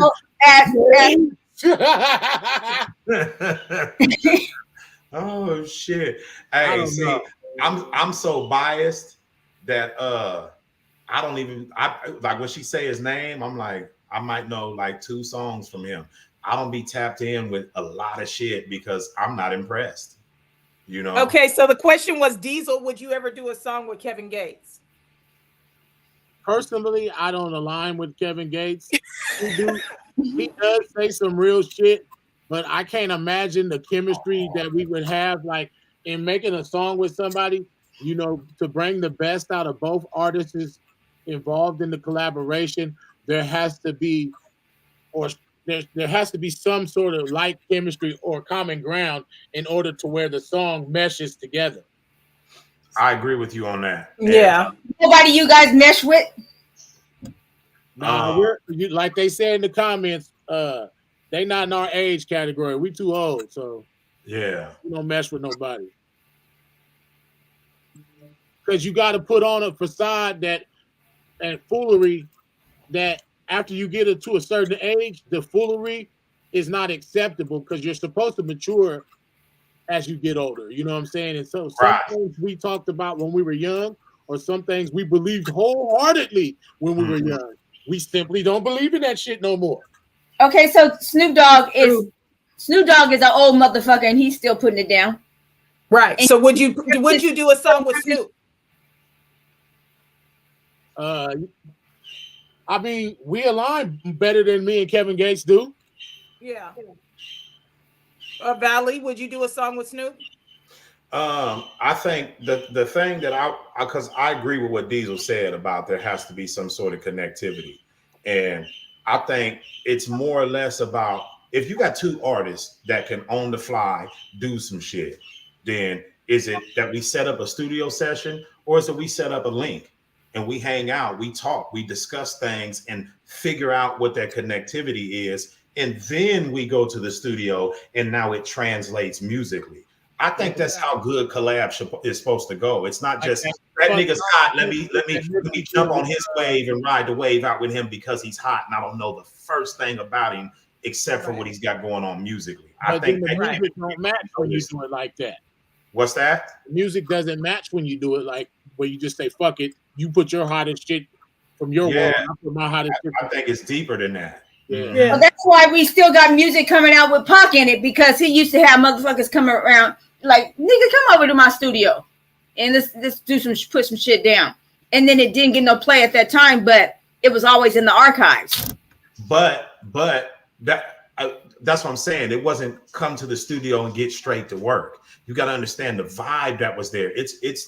You got a group of artists that's here interacting with one another, because that's the chemistry that's going to come out on the track.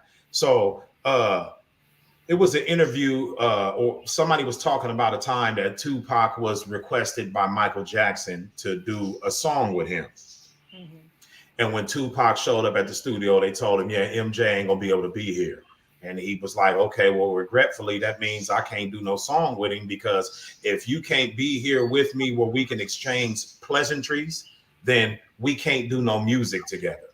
So it might have looked like he was just bringing random people into the studio. But I mean, you think about, you hear the energy on the song. Right. Right now, if you go to YouTube and you type in artists discuss recording with Tupac, you're going to see Sibo, all kinds of motherfuckers in there, E40, Richie Rich, and the list goes on and on about their times in the studio session with him and the energy he projected in the studio, which brings the best out of all the other artists that were participating. Right. Mm-hmm. So that's why Tupac said he wouldn't do the song with Michael Jackson, because I might actually be able to put some things in my verse if I actually met the cat. Right. Before we get the song. Right. Here I am. I'm supposed to shoot out somebody. I might say something that they don't believe in my verse if I don't know them actually. Right. Right. At That's least true. a little bit, you know. That's true. Yeah. Yeah. Mm-hmm. So where do you guys think that the rap game, is that still something that you strive to put your, get your feet wet in some more? I spoke about this just the other week. I mean, I'm still making music, but I'm not doing it for the purpose of, hey, let's blow up the city, because I already know, like Deez was saying, our music scene is, I'm from the realest gang ever, and I kill everything because my gang is killers and yours ain't. That's the gist of the average song. I'm never gonna fit into that, because I'm not some teenager or some dude in his early 20s who still hasn't even figured out that he's got a head sitting on his black ass neck. I can't fit into that. You understand what I'm saying? So he hasn't figured out he has a head? No, he hasn't. Damn. Yeah, he's clueless. Okay. And the same with these young girls. They haven't realized that they have a head on their shoulders instead of thinking with from below the head. Mhm. Right. Mhm. And I think that's a very good point for female artists because there's always been a cliche where it says that men think with their little head instead of their big head. But if you listen to female artists, it appears that they're not thinking with anything but their littler head as well. You know? Mhm. Mhm. I wasn't talking about in the music industry. I'm talking about period. Most women, most girls coming up now and in their 20s and 30s or whatever, they're trying to shake their motherfucking ass and put a pickup on with them with no clothes on, or instead of trying to gain something by, don't get me wrong, I thought about putting a picture up before to get, a few followers, but I ain't fucking with instance you. I'm about to redirect this whole statement to the young wife since she's in the building. What up, Nene? We see you. We appreciate All right, you for joining in with us. And we look forward to hearing your youthful input when we do our youth summit as well. Yeah. Yes. Mhm. So speaking of the youth summit, that will be something that we're going to be moving into. Not to get a few followers. That is great. Yeah, I was gonna show my derriere. Oh my goodness! I think you tried it. I think I seen the picture and I was swiped down. That was with clothes on. That was with clothes on. She put a teaser out there. Was like that was with clothes on. For it, okay. Well, thank you for making sure that there was clothes on. You know, right. Because we don't necessarily have that. Before you go do some shit like that, unfriend me on any social media platform, please. Yeah, we ain't necessarily got that type of family. Yeah. Hey, we was raised better than that. Right. What? Oh man. No, but me and Maya talked about this before, and she said we were talking about, and I said, "Girl, you would blow the hell up if your breastises was talking to each other on camera." But see, that's not genuine blow up, though. What do you want to be recognized for? Exactly, and that was what she said. Or the person. Say that again, sis. Say that again. And that's what she said. She's not going to do that shit. Right.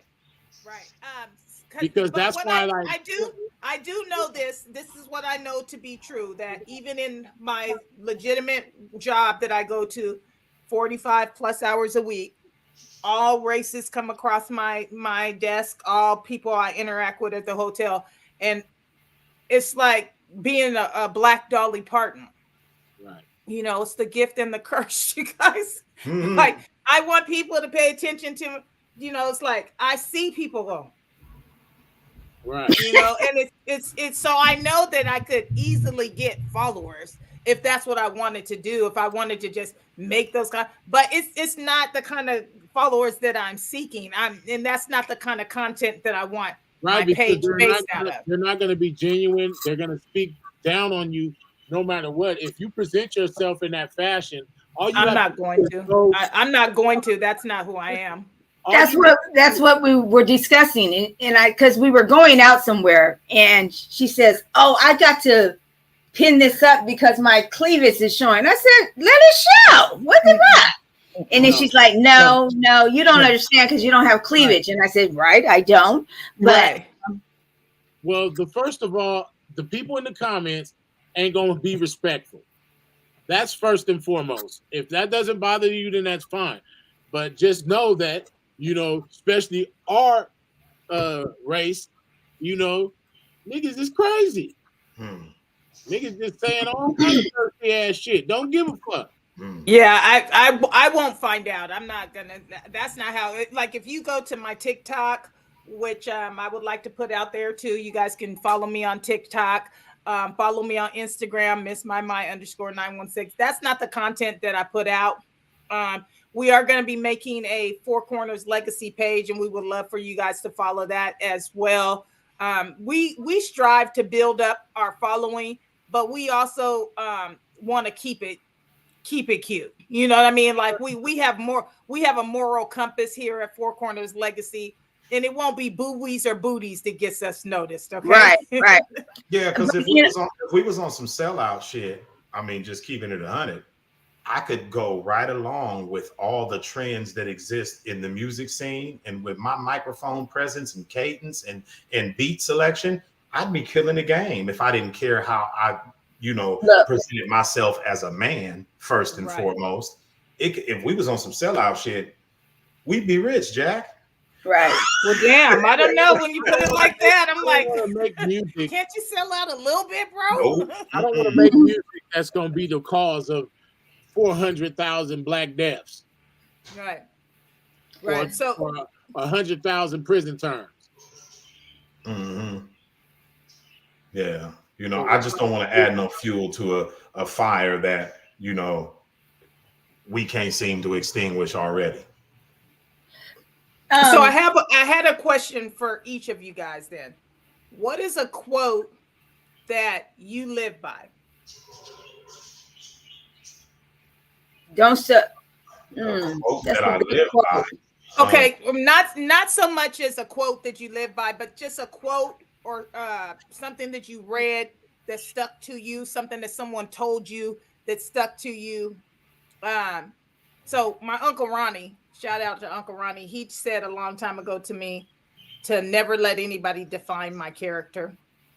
And that was just something that was said to me that stuck with me. And I was just wondering if you guys had anything that somebody said or that you read that stuck with you and that you live, that helps you when you're feeling like this subject that we're talking about. Like you're saying you're not going to let that type of industry define your character. Like that was something that I really listened to when he said that. I'm like, don't let anybody define your character. So like if someone pisses me off, I don't gotta cuss nobody out and beat their ass because then they define my character because now I match their energy. Mm-hmm. So is there something that you guys think that you guys have heard or read that you live by? I've said it before. Above all else, I'm a man first and foremost. And what I mean by that is that my conduct, speech, the things I'm involved in, it's all in an effort to demonstrate my intelligence, my experience, my maturity as a man in this world. The things that I have gathered throughout my journey that help to make me who I am as a man. Anything that would tarnish that, I can't get down with it, because above all things, first and foremost, it's my duty to myself to be a man that stands on solid principles. So it's not a quote, but that's kind of where I sit with it.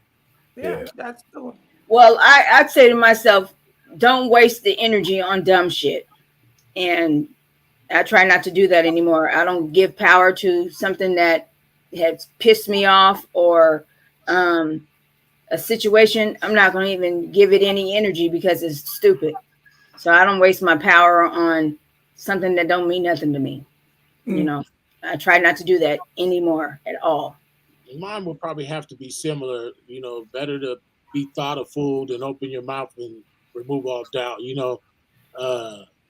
because people, whatever, I don't know if it's just being black in America or what it is, but it always seems like somebody is underestimating a motherfucker to like the highest degree. Mm-hmm. And I don't know, and y'all know exactly, like I'm so big in real life and so, I'm such a gigantic motherfucker. I don't know why people will run around testing me. Well, you don't even have to be gigantic and still get tested, and that's why myself. I'd be like, what the fuck do a motherfucker think? Yes, I'll slap your skeleton out your skin. Right. But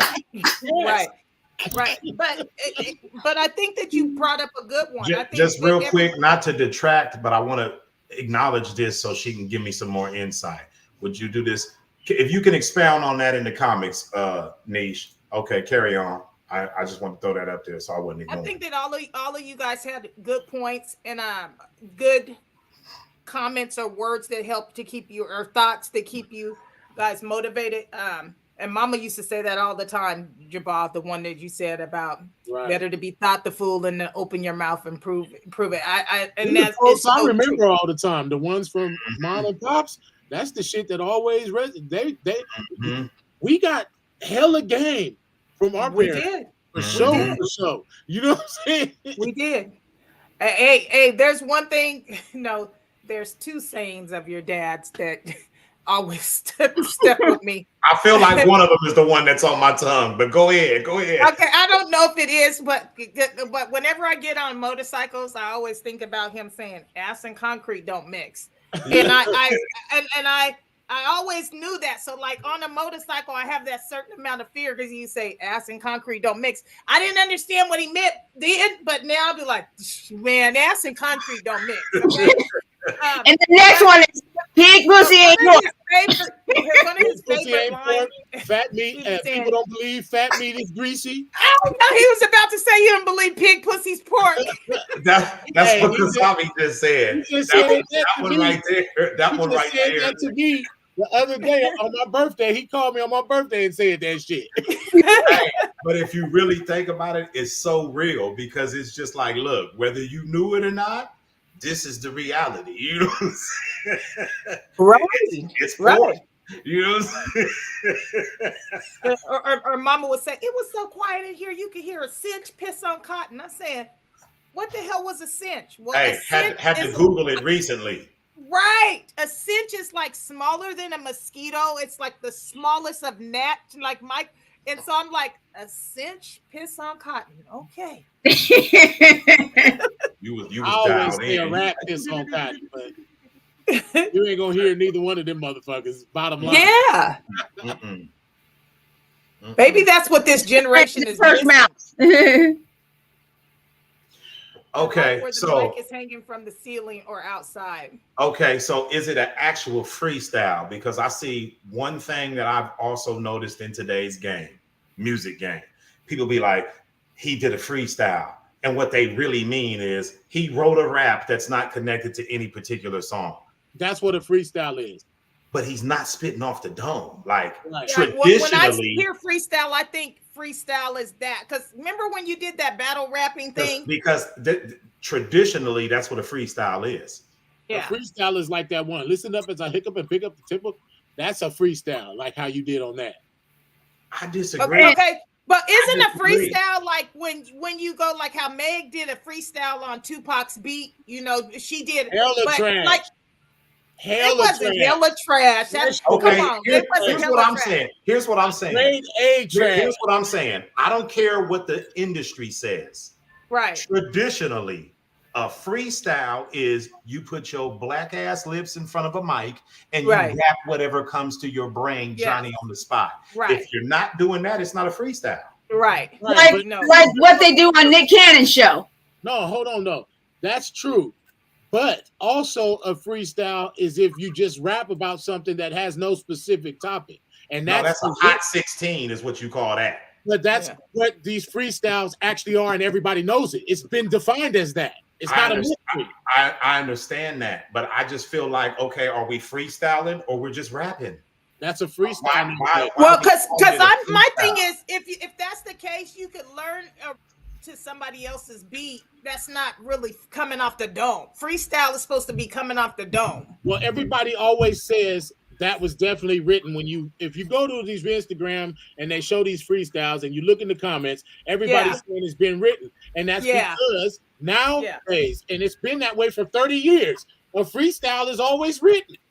Okay, you guys, look, I gotta tap out because I gotta be to work in 15 minutes. But I love y'all, and see you next Sunday. Okay, thank you for coming All out. right. So, Thank you. Appreciate you. all right. Bye. So how do I just hit leave the studio? Yeah. Don't hit. Oh, We'll hit I the end thought it was gonna close broadcast. us all Matter out. of fact, yeah, just don't even do nothing. Don't even do nothing. We just gonna close. Okay, I'll just close my computer. We ain't trying to get up out of here. You know what I'm saying?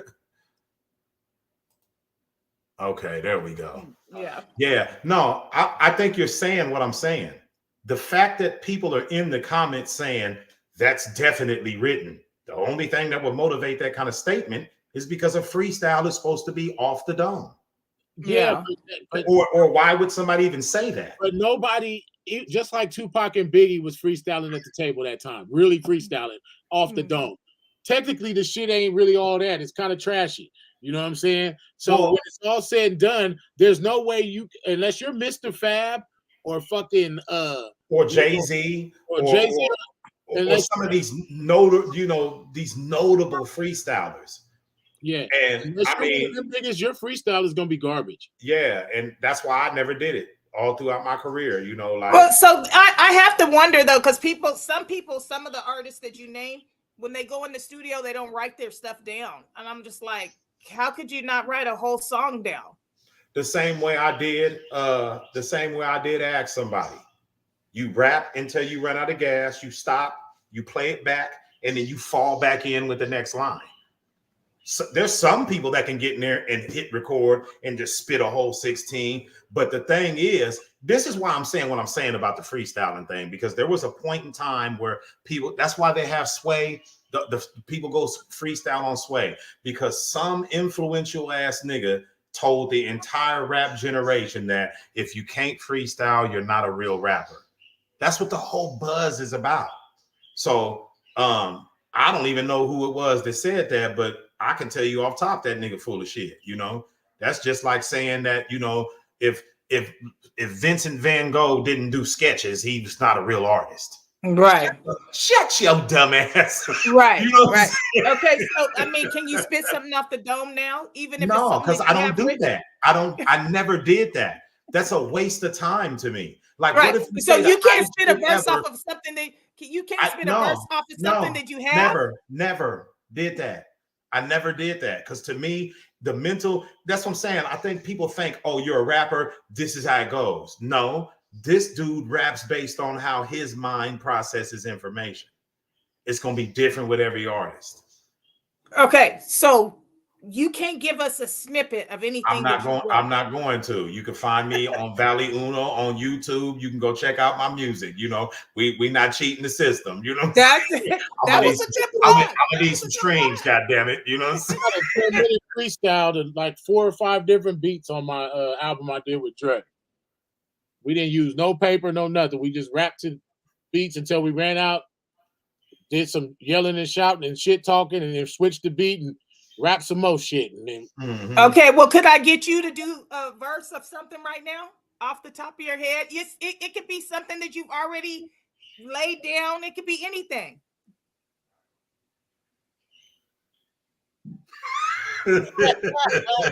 Look, you can't do it. This ain't no talent showcase. Okay, I just felt like you guys have that ability. You should do it. Right, but that's the thing. I never did that even when I was hot.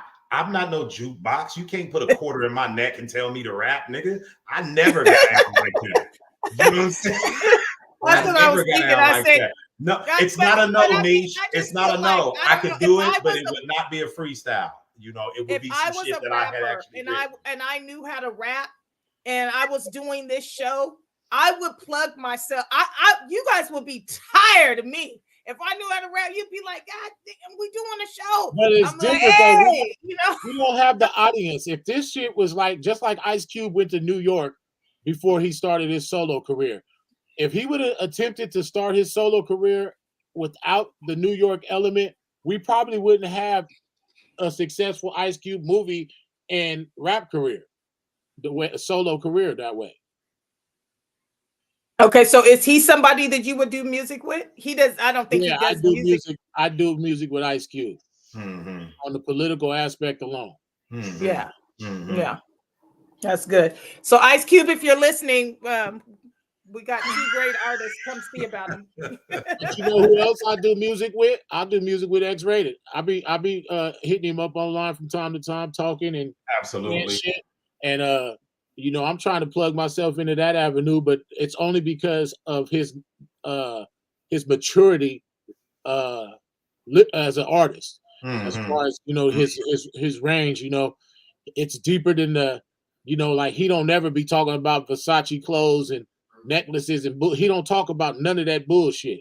Right. And like Right. got all these rappers where it's money, money, money, and all that shit, and then they still go out and get the BTB Savage, the dude that just got killed, he that posted the picture of him standing in the dude's blood and the aftermath or whatever and all that shit, and then turned around and got shot. 70. They found 78 shell casings or 72 shell casings at his murder scene, basically. I wasn't laughing at that though. No. But my point was, it didn't matter how much money he flashed it in pictures. It didn't matter how many guns he flashed it in pictures. How many niggas he killed before. When it was all said and done, he got played. That's because there's a certain code that has been abandoned. E40 said it best back in the day. Never let a motherfucker know what you got or what you're buying. It's them bootsy motherfuckers in your town. That's always dying. Stay low. In the background, keep that shit on a hush, mate. Hit it hard one time and then hibernate. These niggas ain't even got game on the simplest level. That's why they don't clown shit all on IG. Right. You know, like, come on, man. Yeah. And then they disrespect dead people. Oh, we smoking on this so-and-so pack. You know, whoop that so-and-so pack hit different and this and this and all this. And it's a joke to laugh about somebody that got killed. And then in all your songs, to me, it's like a biography of your own demise. And that's one of the reasons why. Well, let's be clear. It is a biography of their own demise because we have seen a lot more cases now where music is becoming into the trials and the cases. Without that, if you rap about I'm gonna blow this nigga head off and shoot him in the back of his head, make his brains fall in his lap, and then you get shot in the back of your head and your brains are in your lap. It's simple. Whatever energy you put out, it's sure to come back to you. It's that simple. That's crazy. To answer your question, though, Ben Pretty, yeah, without a doubt, you know, I'd go ahead and let M slaughter me on a track. Look, see, I'm a little bit different. I'm gonna give him a motherfucking run for his money. Oh, trust and believe. I'm bringing the big guns out. You know, I'm just keeping it 100. That boy is masterful with that pen. Right. I think that both of you guys, and Deez, I don't know why I had stumbled across, you know, Facebook sends you memories, and it was a memory that I had posted with your music, and then I tried to send it to you and it wouldn't play. Right. And I was like, that was some old stuff. But again, the reason I brought that up is because I think that both of you guys are very talented artists that are slept on, and that because we have this platform now, I would like to see either some intro music that's done by you guys, some exit music that's done by you guys, a new song, which I know you guys are in the works, but you know, it's something that you shouldn't give up on because you're both very good at it. And again, I say, why don't y'all write me some shit then? I'll say it. Can you ghostwrite for me? I mean, the shit, because I'm gonna make us rich. Are you gonna be able to remember it?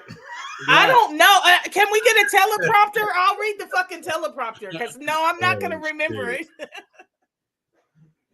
Yeah, I've said it before. I mean, I never said I'm giving up. I just don't have the same and we're starving for the same intentions as some of these other people is what I'm getting at.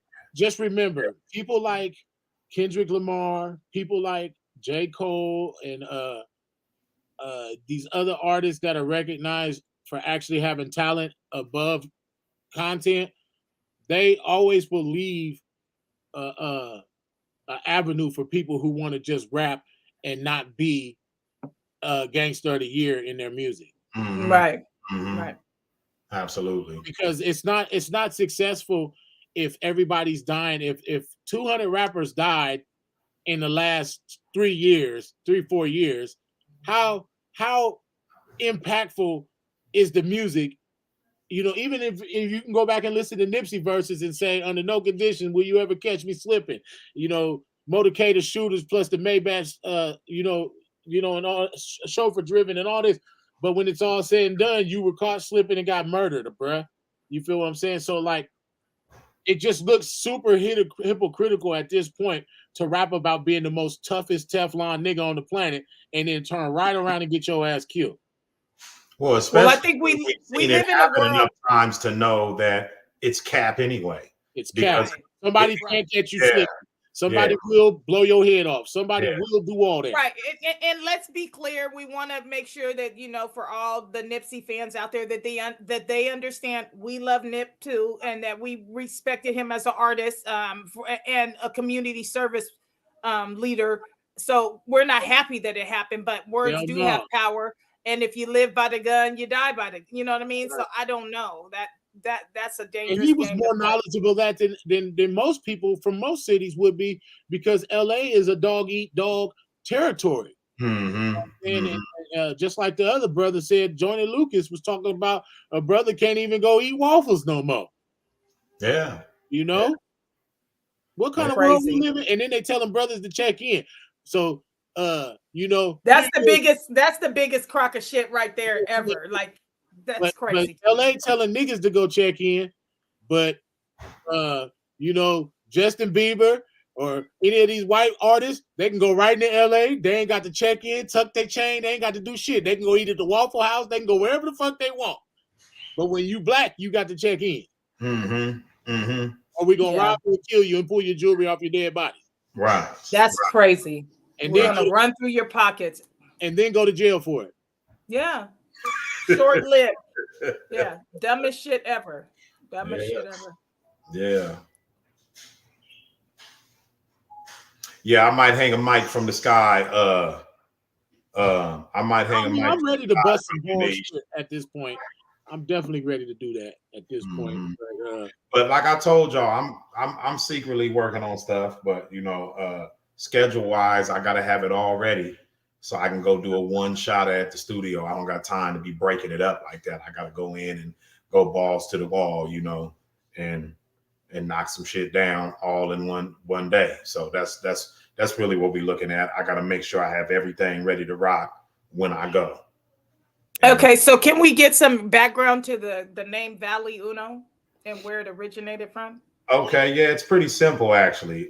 So as we know, from the Valley High section of South Sacramento, and the Uno just represents number one. I'm, you know, numero uno in this rap shit when it comes to the Valley. And not to say that I'm the top of everybody from the Valley, but when it comes down to being the first artist from the turf to put out his own solo album. And, you know, not only that, had an album that came out when I was still in high school, you know, there's firsts associated with that, with me and my position in the game, and the Valley just represents the locale. So yeah, it's okay. Valley. You niggas better be lucky and glad that I was doing a bunch of time, because if my ass would have been free, man, listen, hey, look, that whole Murder's Eve album would have had a totally different vibe to it. You know what I mean? Well, I mean, I still have hopes of split personality coming through one day. You know? Yeah, no doubt.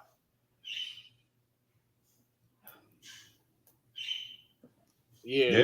So, we'll never stop. You ain't got to worry about that.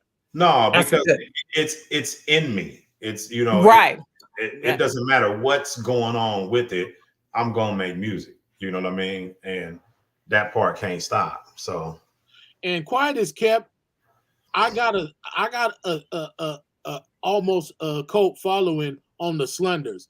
It's people that really like really understand what I'm doing as an artist. You know what I'm saying? I'm not trying to make thugged out gangster shit. That's why a lot of my shit doesn't have profanity or things like that in it. I'm ultra lyrical and almost battle rapper-ish. You get what I'm saying with my whole get down. So it's not necessarily for the masses, because that's more of a talent based genre. You know what I'm saying? It's not for just anybody. Anybody could go put on a fur coat and drive around in a Bentley and say they're balling. That's the part that doesn't take talent. Right. Especially when you're lying. You know what I'm saying? Right. Come on, man. Yeah. And I just know it's a reality. I'm gonna make it happen. Yeah. Yeah. I just know it's a reality when you put all that stuff out there. You know, like, how can I really live up to saying I'm Superman nobody can defeat me. Well, I think that I'm with Ben Pretty 916 on this. She said, yeah, y'all both should do that. It's what the fans want to see. It's me. I'm the fan. Laugh out loud. Mhm. You know, agreed. Yeah, I got you. Yeah. As y'all know, my studio burnt up when I moved. Yeah. So all my stuff got burnt up, so I don't have the way to make music like I previously did. But the good thing is I'm on top of that now. Right. Mhm. Right. Mhm. More to come. Yeah, it's gonna happen again. Yeah. And it'll be better quality. I'm gonna get the auto tune. I'm gonna do all this shit because apparently this generation doesn't want to hear any artist's real voice. So I have to get all the little electric shit and all that type of stuff to kind of make. Because like I said, it's like they're allergic to hearing an artist's real voice at this point. My shit gonna be a mosaic, you know, and what I mean by that is each individual song serves its own purpose, own meaning, and the only real connection it has to any other song is that it's on the same project. You know what I'm saying? Like it's really like whatever I'm on this given day when I put this song together, that's what it's about. You know, it's not about me trying to create some type of flow throughout the whole project. That's not what it is. It's going to be a mosaic, and every piece of it is going to be something that represents what's going on right here. And that's really the only connectivity, that it all comes from the minds of Minota. That's kind of how all your music's been anyway, though. Mm-hmm. Mm-hmm. Yeah. So I don't know. I'm anxious to be able to be prepared enough to make that studio appointment, you know, because I get in there and I'll knock all that shit down in one job. And it's not a lot. I'm just saying it's more than what somebody would typically do. It's basically like half of an album because I already got the other half recorded, which I did all in one shot as well. So, you know, they record a whole album in 2 studio sessions. Yeah, that's good. I ain't got time for the bullshit. Well, we're definitely looking forward to it. Definitely Yeah, no can't doubt, wait no till doubt. that happens. Mm-hmm. I think it's safe to wrap it up this week. Yeah. We had a good one. We appreciate everybody that jumped in the chat, participated. You know, we love y'all, appreciate y'all. We gonna hug you the same way Jonathan Majors hugged Michael B. Okay, male or female, we all on your neck, okay? We love y'all. It's the love zone over here, okay? Peace Yes, and indeed. love. Like, share, and subscribe to our YouTube channel if you haven't already. It's okay to put up a post. Come on, share. Yeah, no doubt. Give us some love, and we appreciate y'all, and we'll see you next week, same time, same place. Absolutely. Until the next time. All right. Bye.